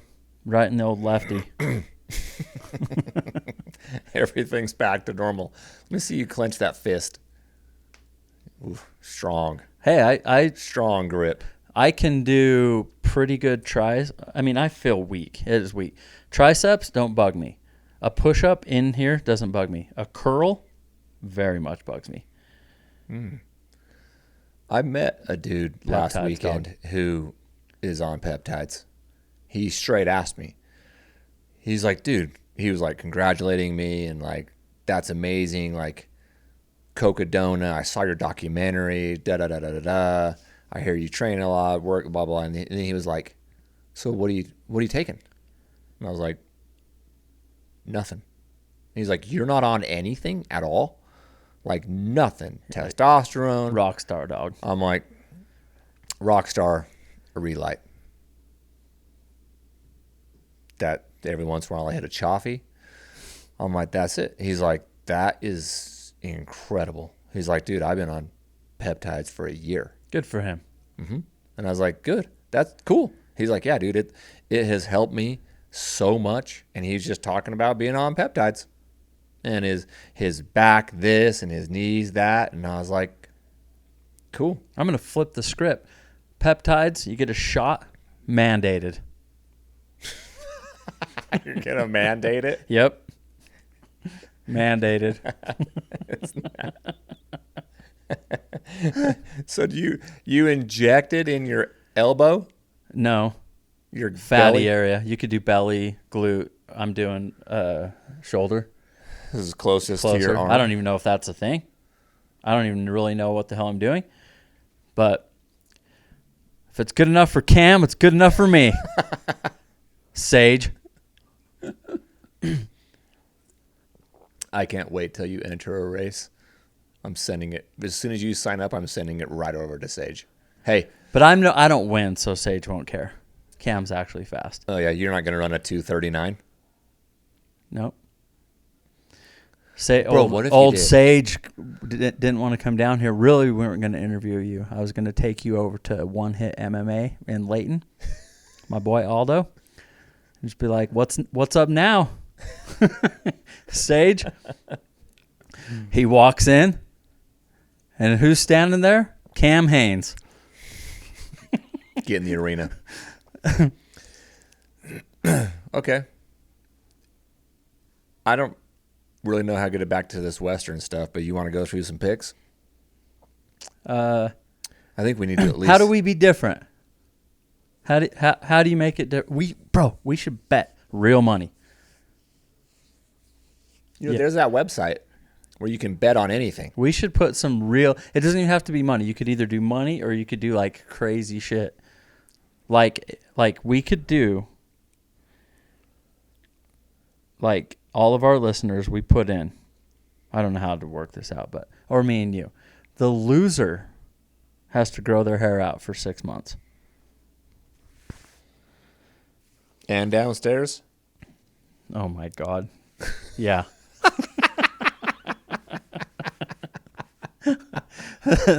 That you're putting some skin in the game, dog. We could do like a one-on-one. Somebody like one of our listeners send us a picture. We make Of what? like if they're a bald dude or like a guy that has like a ZZ Top beard, and I'm like, okay, put it up, and I'm gonna say I'm taking whoever I'm taking. Okay. I'm taking Jim Walmsley. Okay. Killing whatever. And if I win, you got to shave your beard. They would probably rather die. Yeah. But that would be amazing. People that their kids cry because they've never seen him without a beard. That type of shit. Make some kids cry. That's what I'm about. You are. No, dude. You know who I love more than anyone in the world? Kids. Football coach. Yeah. I love them. They're awesome. Before they get all. You've been a coach negative. Forever. I have. I love. There is love coaching. Like my little homies, my little football team. They literally are that's my favorite thing. They're the coolest kids. And they like look up to me and like, oh yeah, it's so, dude, I love it. yeah. Okay. Well, let's get to some picks because that's what we're here for. All and right. people really, really want to know who we're going to pick. Let's go, dog. So I'm going to point out that on the women's field, I'm having a hard time getting really excited about it. Like, I'm excited because it's Western. Wait, on which side? The women's. I'm going to tell you why. You are a piece of crap. Yeah. I'm going to tell you why. Because you hate women. I was so looking forward to Ann Flower. And she's not racing. Last year is the same as this year. No Katie and no Courtney. No Ann Flower. And no Rachel Entrican because she declined the golden ticket. So Rachel would have won. Bro, where would Rachel fit into this year's top 10? One. Would you honestly have I picked her one? swear to God, I would pick her to win it. She's fast. And it's not even that she's like physically fast. She's so mentally tough. She will just push and break you. You ran with her. I know. And we finished the 20-mile lap around Javelina. And I was so happy to be done. I was like, I'm so glad I'm done. And I was like, I said it then. I'm like, I'm pretty sure that's her pace for 200 miles. That's literally what I said. And come to find out, 6 months later, yep, that is her pace, dude. And I was glad to be done. Yeah. I would for sure pick her to win it, even though I'm not supposed to. Why aren't you supposed to? Because I told her I wouldn't. It was like, oh, yeah, a good we're over luck that thing. now. We don't care anymore. We do what we want to do. Don't look. Jennifer Lichter is she fast, dog. And she's always, for the last year or two, has had my favorite last name in all of female trail running. Yeah, it's pretty good. It's an incredible name. We have. Do you want to go through your top 10? And I'm going to send the disclosure now. These are subject to change. No. Mine are changing between now and Saturday for sure. Mine are changing. But today, at this very second, when I filled them out last night, I'm going to listen to a few more interviews. I'm going to do a little more research. I didn't do literally any hardcore thinking for Broken Arrow. And I really want to lock down Western. To me, I just want to get it. I want to do my best, man. Bro. Yeah. I didn't hit save. Well, you're an idiot. You have to hit that submit button on Fantasy. Do you want me to just read mine? It doesn't show submit, but it says make your picks. That's weird. That's all right. I think that Dylan banned me. Oh, yeah. You're blacklisted. Bro, I got shunned. Dylan's listening right now, and he kicked you out. We have the same person winning it, sir. Okay. Well, let me go 10-1. All right. And then you can break it down. All right. I got Marianne Hogan 10. Okay. Eleni Matarese 9. I like her a lot. Ingvild Kaspersen 8. Fiona Pascal 7. Riley Brady 6. I'm on the fence. I'm probably going to move that one later. Molly Seidel 5. Fu Zhaojing 4. She has 2 straight podiums, by the way. I might move her again. Abby Hall 3. Tara Dower 2. Jen Lichter 1. I am going to definitely move these around because we'll get to it, but that's what I filled out last night. If you do what I think you might do, we would have the same podium. You're saying this podium is not your podium? Well, I have Abby Hall 3rd, just like you do. Okay. I have Fu Zhaojing 2nd, bro. For the 3rd year in a row. I She's taken second 2 years in a row. I just don't see her beating Jennifer Lichter. Otherwise, I would pick her. Should I just do it? Should I just roll with my Chinese sister and pick her to win it? I think you should. All right, hang on a second. I think one of us needs to I go got with it, her. because I'm such a huge Chinese fan. This Yeah. isn't even like some joke. I'm in. Yeah. Not on the government, on the people. You're not in on the government. I love her. Let's actions. go. You're first. Let's go, Fu Zhao. Take Fu Zhao, dude. It's a freaking great I got pick. her. Fu Zhao won. I love the way they talk. I love their food. I love their big ass wall around their country. That was a joke. Doesn't go around. He doesn't go around the whole country. I'm just kidding anyway. I'm big ping pong guy. Love computers. Okay, I got Fu Zhao. Let's go. Okay. I think it's a fantastic pick. Fu Zhao to win it. Let's go. I might- Come on, just do it. Just do it. I might move her up into the podium, and I also might move Molly Seidel into my podium. Give me... You don't have Marianne. Oh, I got Marianne Hogan way higher than you. I picked her to win it last year, and I think she took 3rd. I have her in 4th. You have Riley Brady higher. I have 10th. For the record, here's last year. Abby Hall won. You know she was an hour behind Courtney's course record. I believe that. Fu Zhaojing 2, Marianne Look at Hogan that. 3. That's 10 minutes, dude. You know, can I just say something? Get her. Can I say Fu something? Zhao. I want to say something. Who's cooler than Mr. Miyagi? No one. Go. Facts. He's also Japanese, I think. not Same Chinese. thing. I don't know the difference, bro. Do you? Of course. Chinese, Japanese, Pakistani. They're all Asian. Asian. I love them all. It's like Canadian American. That's the same. Same. It's pretty damn close. There's Australian, New Zealand, same. pretty close. Same. A lot of the same. Stop, we're splitting hairs here, Somebody like a Canadian walking in here. Jasmine, If was you hear here. them talk, whatever. Well, but you you have to can't really really pay attention Can to you some of the really words. tell if they're from like Minnesota or from Vancouver? Ner.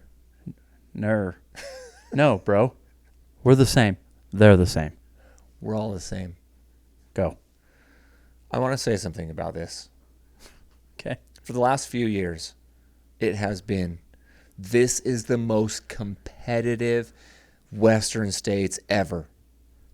It's so competitive. Has it? I believe it has always been that. Always, as in at least the last 10, 15 years I've been following trail running. I don't know. It's like there would be like 4 people that could win it. And now maybe there's 10. I just think that the most competitive Western is when every top 10 from last year returns and everyone who won a golden ticket starts the race. Until then, it's a very competitive race. That's a little nitpicky. The most competitive ever. This is so... It could be if the top women were in it. Right. There's no Katie and no Courtney. The This best, is the most competitive the best ever. in the I don't world, think so. the very best are not here. Right. Katie, Courtney, Rachel. Yeah. They're not even in it. It's still a race and amazing, and 10 women could win this race. How do we get That more? makes it awesome, yes. How do we get more Europeans in here? Is there not enough climbing? Is that why they're not here? Where's Ruth Croft? Is it not enough climbing? No, I don't think it has anything to do with climbing. Well, let's. It has nothing to do with that. I want to see that. It's What's travel. It's all the... What's the girl's name? That just smashes the 50K. Tony McCann. I don't think she's ran the 100-mile distance But yet. I just feel like she would be David Sinclair. She would. I really think I think that. she's the best 50K runner. Dude, in the world. I honestly think I want her to just go up and move up, and I think she would crush it. She'll get there. They're very strategic and very timely with their moves. Okay. I would for some reason I would love to see her at Western States. She's just a phenomenal athlete and so cool. So cool. Yeah, that would be dope. So that's all I wanted to say. I just... Who cares? I mean, Yeah. the best aren't here, but it's still really good. Valid. Which female runner are you picking out of the lot Fu Zhao. where you're like, that person's going to DNF? Oh, DNF. Everyone wants to pick the winners, and everyone wants to pick the top 10. Rightfully so. If we had a fantasy free trail, we would also say who's going to DNF. In true Next Aid Station style, let's go negative. I didn't pick a female. Hold up now. Why don't you just open up the list and start going You through know them? why? Okay, I got it. Okay.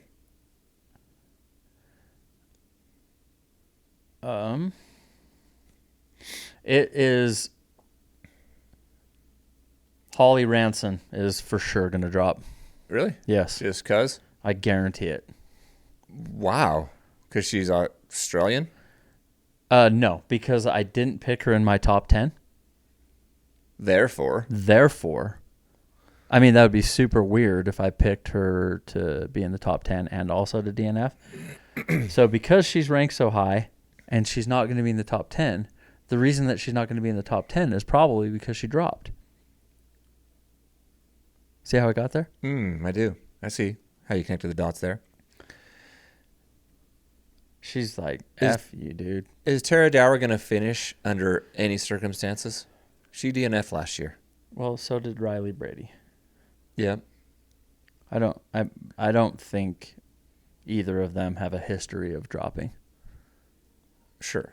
Like they're, you know. Tara's in Hard Rock. Like 2 weeks later. I see where you're going. I like your reasoning too.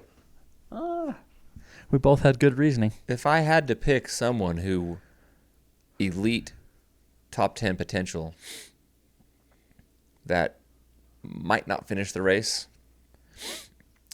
I would pick Tara Dower. Like, I'm not going to blow it up for Hard Rock. I kind of feel like that. Is she a better climber? It seems like she's not. Bro, she can do everything. I know, but better. Which, like, I don't know. If it was the Olympic team and you were putting her in an event, are you putting her in a Javelina or are you putting her in a Hard Rock? I mean, she just set the course record at Javelina. Yeah. I would wait to see what happens at Hard Rock, and then I'll give you my answer. Still don't think she's, just because she has the course record, she's not the fastest runner. She's Put the Rachel fastest in there. female to ever run Great. Javelina. I think there are faster people in the world. Well, until they show up at Javelina. Agreed. That's why I was saying if it was the Olympics and all the best of the best were there, is she a better climber? Like world championships or Yes. whatever. I saw her out there, bro. I know. So did I. Every lap. I was 2 feet away from her running, and I was like, For 5 seconds. Once she she's ran past fast. Like, her face looked like focus. You. Oh, yeah. I couldn't get her to even look over and Like, cheering. Like she was dialed. She was just straight ahead, dude. Yeah. But I mean, it was like, ugh. But her Locked. body, she was just flowing. I'm like, holy shit, man. Yeah, she's fast. Yep. She's a force. So, I'm not trying to be a negative guy, but I just think it's a fun conversation. Here's my reasoning. With Hard Rock, I think it's 2 weeks later, dude. Is that true? Or are you going to listen back and be like, Look it up real quick while I'll keep the people busy. I believe it's 2 weeks later. And I think Hard Rock means more. July 11th. 2 weeks later. I think Hard Rock means more to Oh, wait, certain that was runners. last year. Okay. It will be on July 11th. It starts on July 10th. Okay. Literally 2 freaking weeks. So if you're not top 10, you're not podium, you pull the ripcord. Maybe. Without Courtney and without Katie at Hard Rock, you don't think you want a Hard Rock win more than 7th place at Western? I understand that logic. You can always, she can go win a golden ticket and get into Western next year. Anytime she wants. She's that talented. She can just be like, I'm pulling it. I don't feel it. I'm at Michigan Bluff, 40 miles in, whatever. Like, I'm not having a perfect day. She's from Durango, Colorado. I don't hate your reasoning at all. Yeah. That's where my head's So at. you're like, she needs to be in contention. She needs to be top 3. She needs to be running top 3 at the halfway point, or I see her pulling the plug. I don't know how you run that whole Well, race. I don't know if that's true. If she could be top 10 and be within striking distance, and she would keep going. But if she's not within striking distance, at the 100K mark. meaning if they're grouped, and she's in 10th, but she's only 25 minutes back. I just think it's unlikely. Usually the lead pack is going to take off around 50K or 50 mile and those top. Well, we said 5, top halfway, 3. but whatever. Okay. Yeah, I don't think she's 10th. I think if she's got to be in the top 5, she's got to be within 10 minutes of the lead, and feeling really good. Like, if you're feeling good. I never feel good. I don't. Elites know. I know, it's crazy. If you do this for a living, I think they know if they're feeling it like, dude, today's my day. Like, I'm having a day. I am in 3rd place. I'm back 7 minutes. I'm back 12 minutes, and I've got a lot left in the tank. Yeah. And you're saying that that's not going to happen and she's going to drop.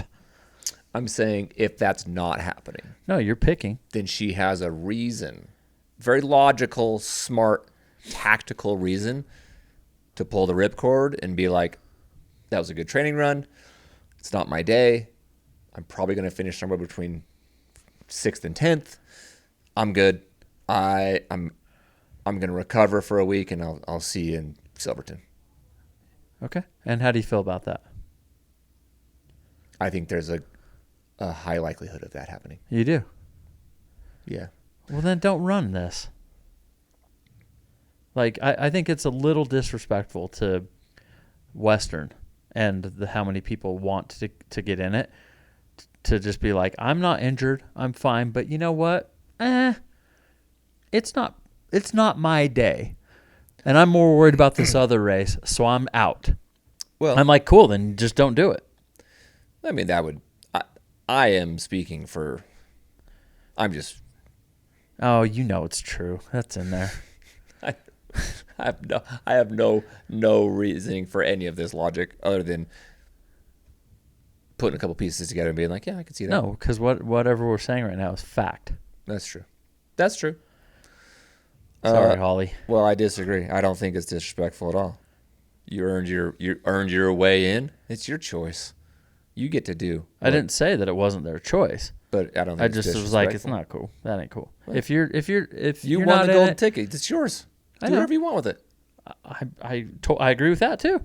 Don't pass it down. I didn't say she had to. I just said it's a little disrespectful. if that were true. Okay, fine. So that is an interesting storyline that I am watching. Yeah, okay. I'm having a hard time not picking Jen Lichter. I've reviewed this list so many times. But you did pick her. Yeah, but I'm also like, I'm just a big fan of hers. I'm a big fan of what she's done and how she's raced. Being her first 100, I'm like, Abby Hall. I want to see Molly. Yeah, that'd be cool. As you say, roadie. She's like 5 or 6 trail races into her career. And goes and wins Western.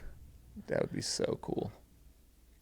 What's the coolest storyline that could come out of the women's Western States? What's the biggest story that could come out or that we want to see come out? I mean, Tara winning it and then winning Hard Rock would be cool. That would be unbelievable. Against what you're cheering for. Hey. But you know what would be cool also? How many times has Fu Zhao taken second? 2 in a row. Okay, to get it done, that would be cool. For China. Yeah, dude, that would be cool. Like, you know what that would do for I've the been sport? so close. 2 billion people are just like, word. That's cool. That would be. And then Molly, I hear what you're saying on the Roadrunner turned Western States winner. That's cool. Mm-hmm. Yeah. Locally, it would be a great story if Sarah Humble won it. If she's gone the top 10, it's huge. Sarah could go 10th. I mean, it's a weekend conversation. It's huge if she wins it. Oh my gosh.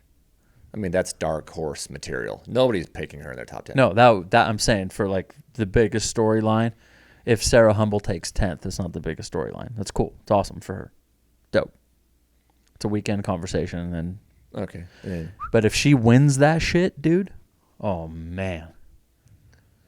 Okay. Yeah. I mean, That would be crazy. but there would be 30 other women that you could be like, oh, if that person won, that'd be That's why I huge. said local for us. I see. Okay.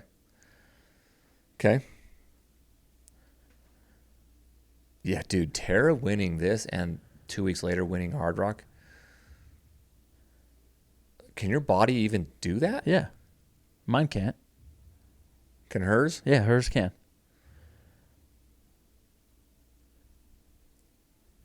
Courtney set the course record in 2023 and then went and won Hard Rock, but I think it was like 3 weeks later. I'm not saying that she will, but it would take a talent like her, something like that, to do it.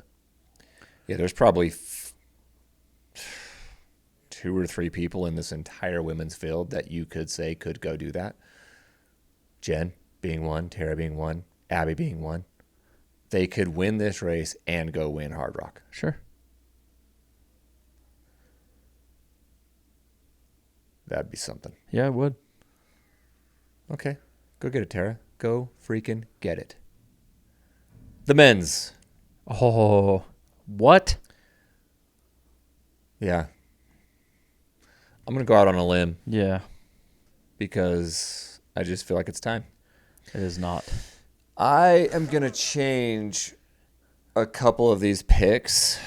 I Okay. already know, and I might just change them right now. Oh, okay. Go live. Okay, I'm going to change them. I'm going to pull that one out. And I'm going to pick a new runner. Right.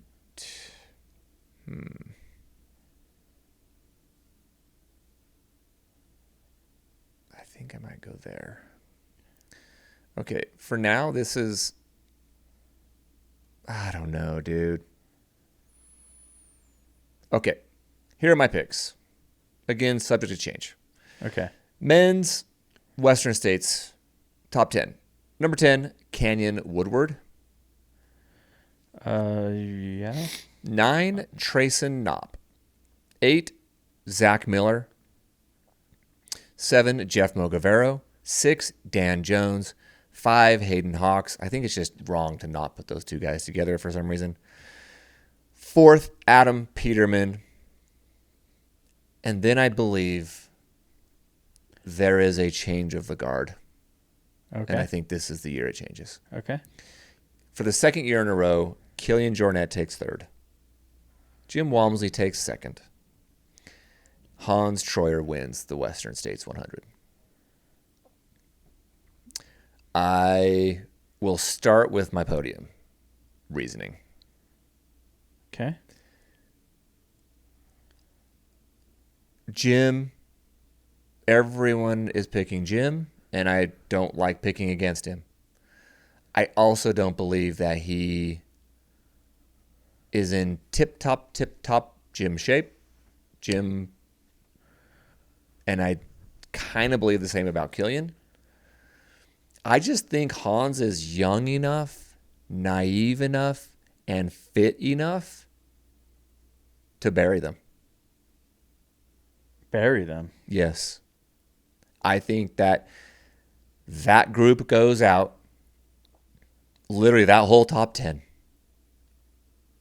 goes out hot. And then it starts to fade, and I could see Hans, Jim, and Killian breaking away by 35, 40 miles. And then the chase pack of Adam, Hayden, Dan, Jeff, Zach, etc., just unable to hang with that group. I think that Hans is fit enough to press Jim and Killian to a breaking point of like he's the next Jim Walmsley for the next decade. I think Hans is our new Jim Walmsley. I think that he's going to be the unbeatable truth for the next decade. He may be. I believe it starts this weekend. I don't. That's all. You got your top 10? Or you want to just riff on that for a Okay, second? let me see what you have. I have Will Murray number 10. You don't have him. Yeah. I have Adam Peterman, 9, and you have him 4. Okay. I don't see it. I mean, I know who he is. I don't love the last outing. So I know. I'm carrying that through. That's why. But that was a year ago. Yeah. He's crushed since then. Guess Go on. what? He'll crush tonight. Okay. Listen, here's something. Let's just jump up a little bit. I have Francisco Pupi at 7th, and you don't have him in your top 10. So I think I know what you're going to say. Okay? I have Hans Troyer 6th. I have Killian Jornet 5th. Who? Killian Jornet. 5th? Okay. You're gonna. This is crazy. Jeff Mogavero. Yeah. 4th. Okay. You got no love for him. Oh, 7th. Okay. He's in there. He's in the mix. Just watch, bro. Okay. You're taking Francesco to win it? Nope. Okay. I have him 7th. Oh, okay. Dan Jones, podium. Finally gets it Yes. done after a bunch of 4th and 5ths. I am picking him 3rd. Okay. I love that. You picked Hayden, didn't you? Yes. So who's second? Well, no, I picked Hayden 2nd. Oh. Of course, you got to have Hayden and Dan. They're going to be running together. How dope would that be Yes. with Jim winning it all? And I don't think anyone's going to touch Jim, bro. Jim, Hayden, Dan. Yep.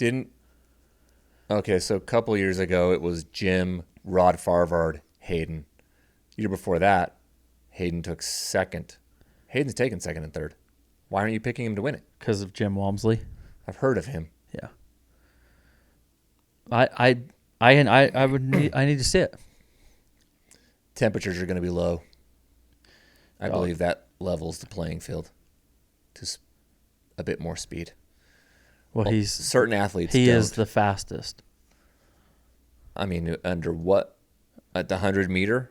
No, Well, that's the fastest. we're running. This is athlete. 100. This is a. I thought it was the mile. In an ultra marathon, no one is as fast as him. I'm not talking about climbing. I'm talking about speed, like running. Distance, terrain, technicality, heat, course. It's all the things, right? All day, Jim. I mean, look, no one's arguing with you You're about to. but me. So first of all, Francesco is my pick for DNF. Because it's not even really trail running. Yeah, I don't even know how you see 100-miler as trail running, but I listened to his interview with Single Track with Finn, and he mentioned, and maybe this is all BS and it's just smokescreen. He mentioned this Achilles thing. Ah, the old sandbagging. He could very well be sandbagging, but I don't. He hasn't had a great. He fell, broke this, and then he had a shoulder thing. I can't imagine that his training the last 90 days has been where it needs to be. He can just get up off the couch and go beat 99% of the world. But I could just see a scenario where it's not going great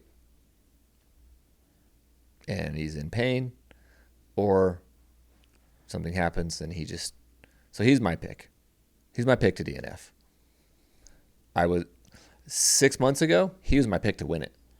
I was like, I am picking him to win it, dude. He absolutely was. I know. my I pick to remember win it. that. Yeah. 6 months ago, I picked him to win. I haven't loved the last 3 months. And I'm not all into the training and the follow-up and this and that, but like, to me, there is something with the Hoka team that is so elite. Hans, Jim, Adam, Hayden. That foursome training together, like camps. I mean, I got 4 Hokas in the top 5. I don't know how I pick against any of them. I just squoze Killian in the middle.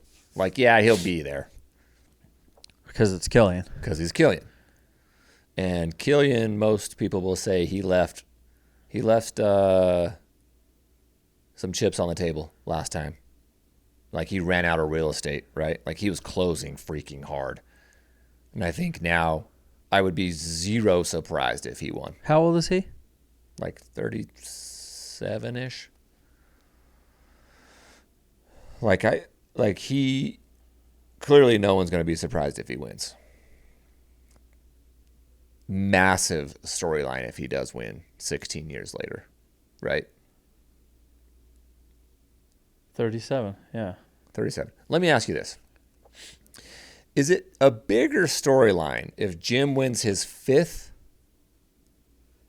Cougar or Killian wins and the Euros take a win? Because the Euros have only won a handful of these. I think like 3 or 4.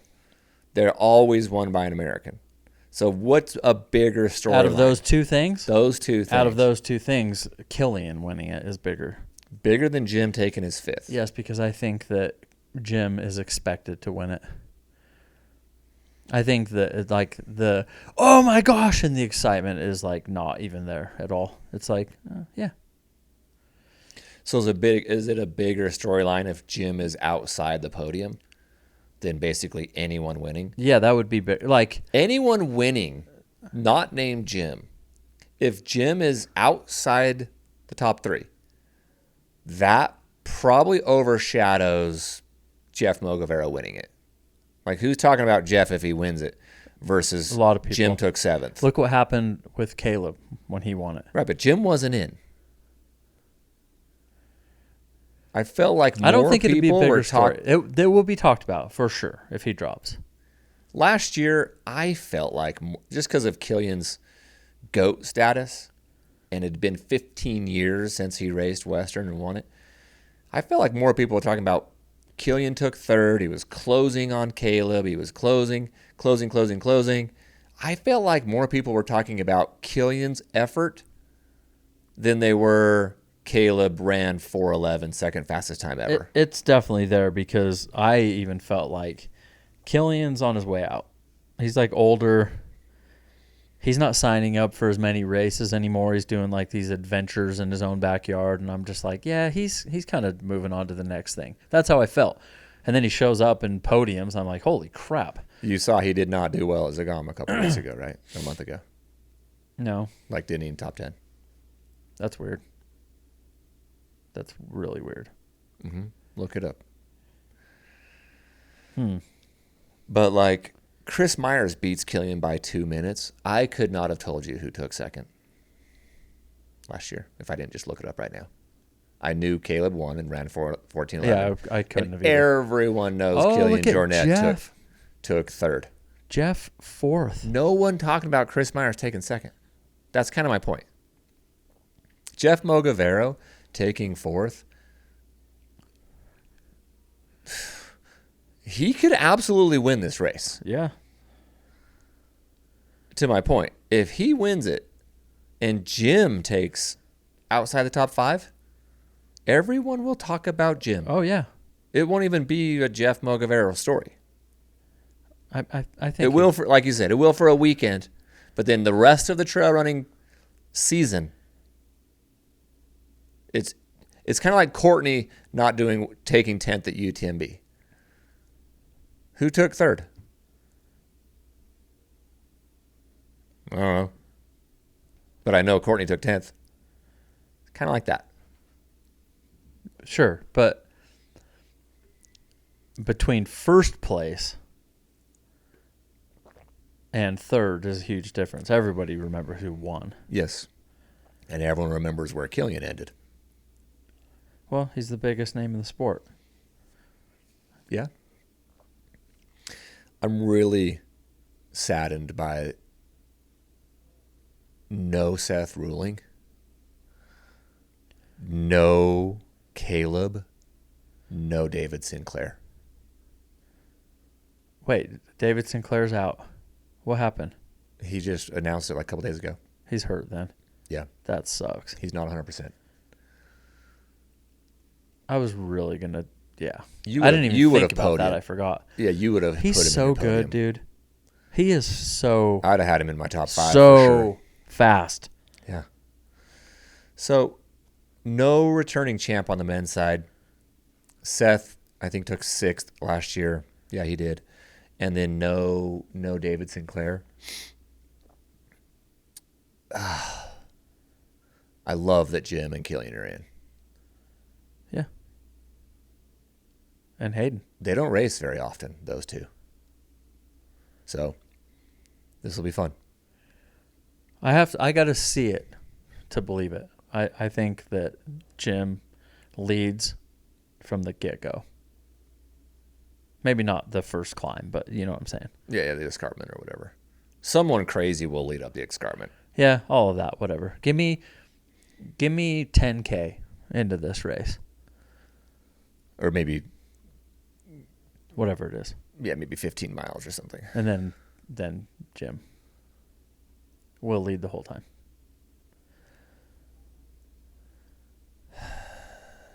Who's pressing him then? Killian? You think he and Killian just roll off and it's Hayden. just them? Hayden Hawks, baby. Hayden winning and bringing the Cougar back to Utah 2 years in a row? Oh, that would be unreal.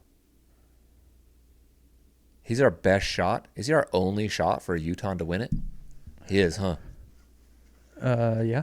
On the men's and women's. Yeah, I don't think I see anybody in the women's from Utah that could win That it. could actually win it? No.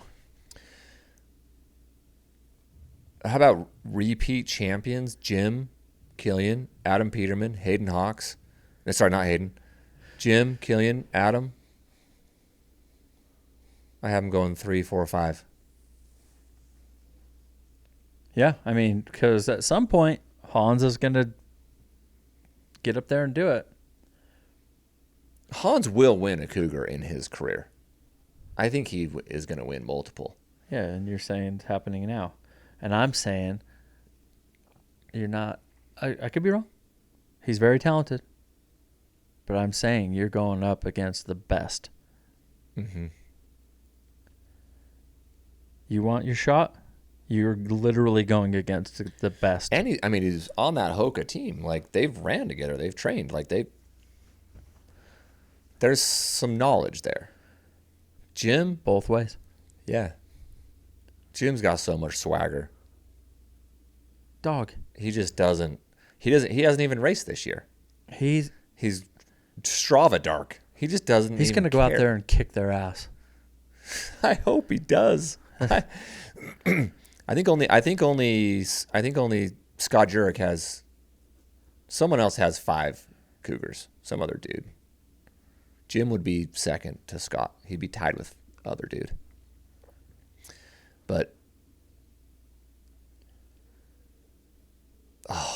if I'm cheering with my heart, I want Hayden Hawks to win. That'd be dope.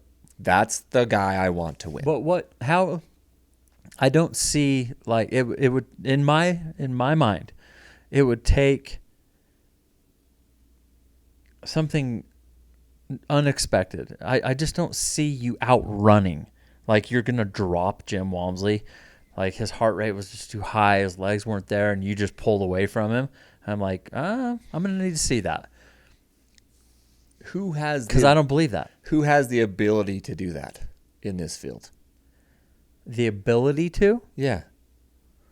All of these guys do. Okay.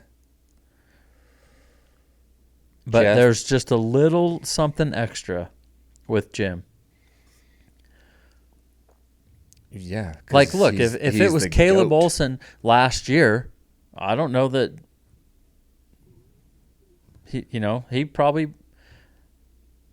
I don't know that Jim beats him last year. I don't. You know what I'm saying? Yeah. So yeah, a ton of these guys could do it. Could do it. Uh-huh. But I'm also just like, he wasn't there, and I don't know all the psychology, and I don't know when you push when you shouldn't have because Jim's there, and there's something about having him there. It's easy to say, especially in hindsight, like, I'll just run my own race. No, you don't. You don't really just run your own race. Something happens. Either somebody's on your ass and they're pushing you, or you're running out of time. You're going to run out of real estate, and you have to, it's just different. And if Jim Walmsley's in there, it can adjust the outcome, like, of your race. Oh, it absolutely will. So the fact that he's in here, I'm like, yeah, I have to see it. 2 years ago when he won it, Rod Farvard led for I was like 60 miles or something. I was like, when is this dude going to drop off? You remember this? 70 miles, something in there. He led for like 100K. And then Rod was on the track with Hayden.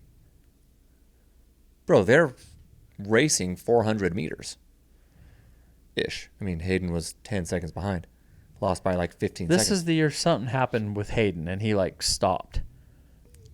2 years ago? Yeah. He ran with Dan. Something happened. Forever. I don't know what happened. Can someone help us? He pulled away from Dan at the very No, end. something happened. I swear he like stopped and waited for him to. I don't know what happened. I don't know. But Caleb taking fifth that year at a 14:40, he came back and trimmed 30 minutes off his time, 29 minutes off his time to win it. So who's this year's Caleb Olson? Yeah, well, you already said. Hans. Yeah. Let's look it up. Last year, Hans, I think, took eighth. He took eighth, 16:06. Is Hans going to knock 2 hours off of his Western States time? Nope. Why not? That's course record shit. Sure. And Course I'm saying record no. temp. I'm saying no. Is the course record going down? Field Sure, it could. temps are down. Field is By Jim. incredibly deep. Yeah. If you watched it closer than I, if you don't like his training block or his race schedule this year, Jim? Yeah. His training block is dark. No one knows what he's doing, dude. Which I love. I love that. He's just like, nope. I'm dark. Dark mode guy. yeah, I mean, but I'm just saying if you got a little ring rust, Yeah. then I mean, maybe I still think he wins. Maybe he doesn't break the course record. But what is the course record? 14:09. Wow, Caleb was close. Yeah, dude. I mean, is it Let's get somebody into the 13s. Is it lame to even think if you haven't ran a sub 15-hour Western, like, you got no business winning it this year? It's not unreasonable to think that, yeah. Like Hans 16:06. I mean, that's not close. But at some point, when you're not going to make the 15-hour, the sub 16, or you're not in the lead, like, you kind of are just like hanging to just like, I'm going to just do just enough to top 10. Yeah. And you give up an hour or whatever. Sure. Like Seth Ruling ran a 14:59. I believe he said he walked for like an hour. Yeah, I don't disagree with that. You still hold the course or the segment record at Tahoe on the last segment. And if you were in 15th place, I promise you would not hold that.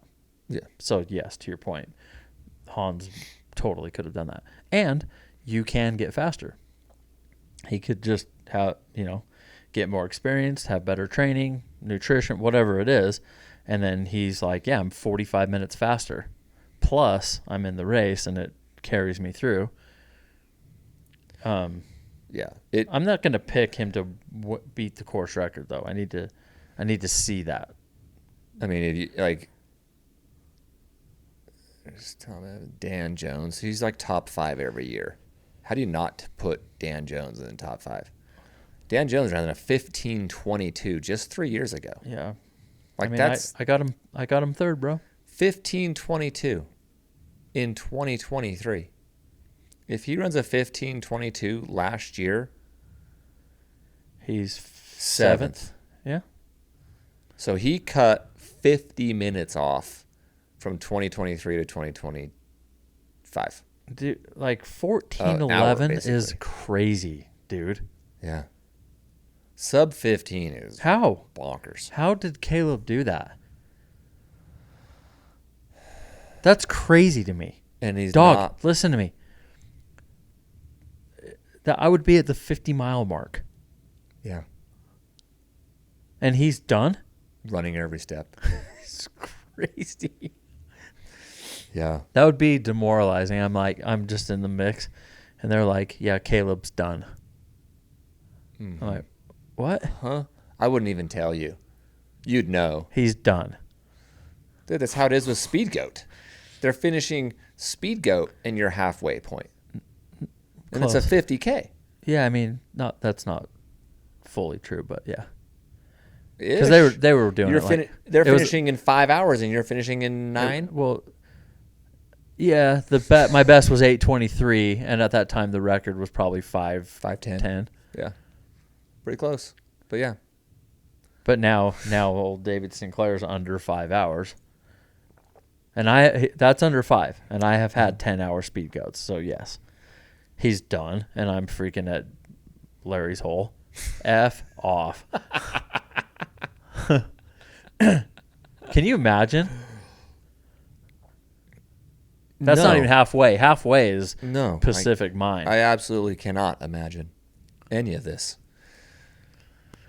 We have some elite athletes in this sport right now, men and women, that are just absolute shredders. How much do you know about Chris Myers? Does he have like a day job?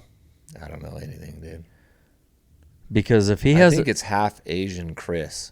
I think that's his Instagram. I think he's half okay, Asian. well, then I'm definitely cheering for him. Well, he's not in it this year, but congratulations. Just in life. I think that's the same Chris. if I'm wrong, if he don't has hate just me. a regular 9 to 5 job, that's insane. And running 14 hours. Yeah, I don't think so. All of these guys. You can't roll into the top 10 at Western and like have a day job. Not anymore. No way. These guys are all just full-time runners. Yeah, look at these names, dude. Hans, Jim, Killian, Adam, Hayden, Dan, Jeff, Zach, Trace and Knopp and Kenyon Woodward. I have them 9-10. And there's so many dudes you could put 9-10.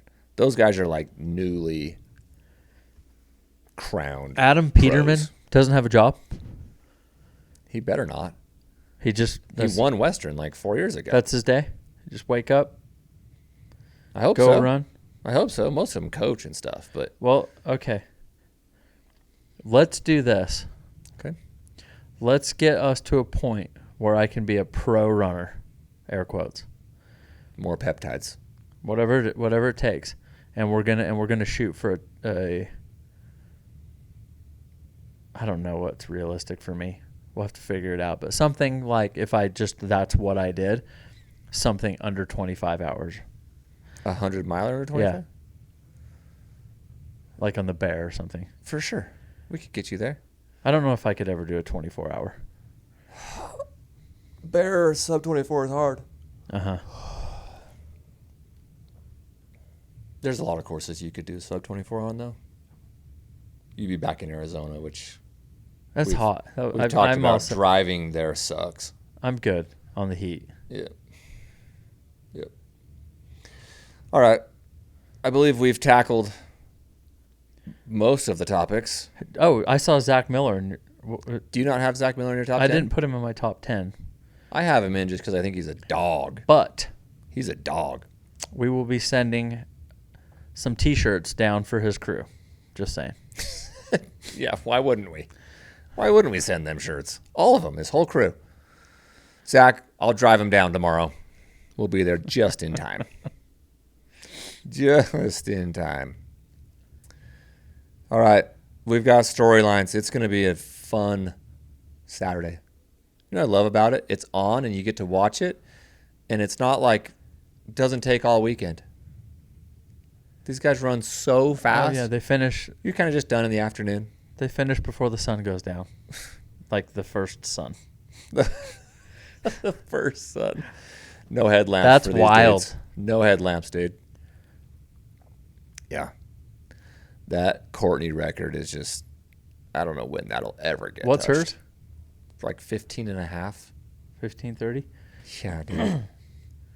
Yeah, Go get it, Rachel. Yeah, maybe next year, huh? If she ever runs it.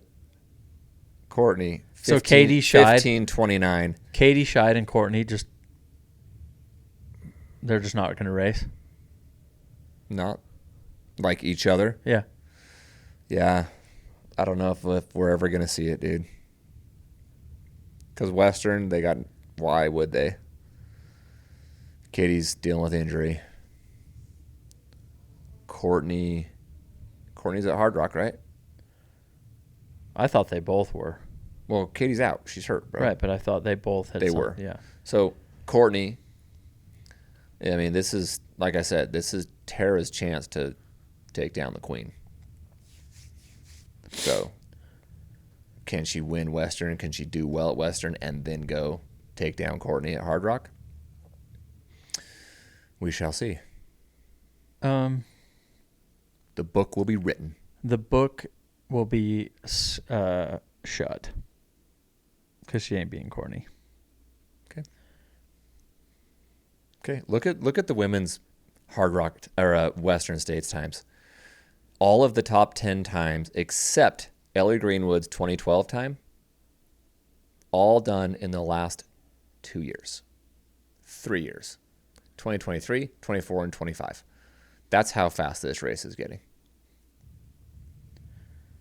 So Ingvild, she could win this race. She's on there. Fu Zhao Zhang is on there twice, and Abby Hall is on there. Yeah. Fu Zhao. Yeah, dude. Fu Zhao's winning it. On the men's side, dude, Raise it. Jim's record was, his 14:09 was 2019. He has a 2018, Jared Hayes in 2019. They've got some stacked times in there, though. 2nd, 3rd, 4th, 5th, 6th, 7th, and 10th. 24 and 25 were obviously perfect weather. No, it's just getting faster. Look at all those I've times heard- for those 2 years. I dude. have heard elites say that the heat is no longer a factor at Western because there's so much ice on course. Ice, water, every freaking turn. They're just dialed. They're dialed. So this year it's Plus, less. they're not out there that long. They're not. Those guys. I mean, they're- these are all to top 10 best ever times at Western for men, 14:30 or faster. I mean, 14 hours in the sun, yes, but it's not. It's like it's a little chilly 8 when they hours? start. Yeah, and then there's some tree coverage here and there, and yeah, I'm not saying it's not hot. I'm just saying yeah. it's interesting because the guys that are at this level, guys and girls, it's maybe it's not really a factor. Plus, they're all in it. Yeah, levels it out. Okay, Rockstar always coming through. Got a handful of tags recently. People sipping on the lemonade Rockstar. Good to see our influences live. Hell yeah. Bro, when is the best time to take Re-Lyte? Do you take it before a workout, before bed, after a workout? Well, I personally take it when I wake up. Just once a day, boom. Yeah. I just take it because then I go to the gym. I go right to the gym. I take it every night. I feel like I need the sodium, potassium, the salts to just marinate in my muscles at night. Also, another great time to take it is in the middle of a race. Yes, I do that every time. Yeah. Thank you to Re-Lyte. Thank you to Rockstar. Head over to DC Peaks and sign up. That would be awesome. And subscribe to the Next Aid Station on YouTube. We have a good time. Go Jazz. NBA draft tonight. This has been another episode of the Next Aid Station.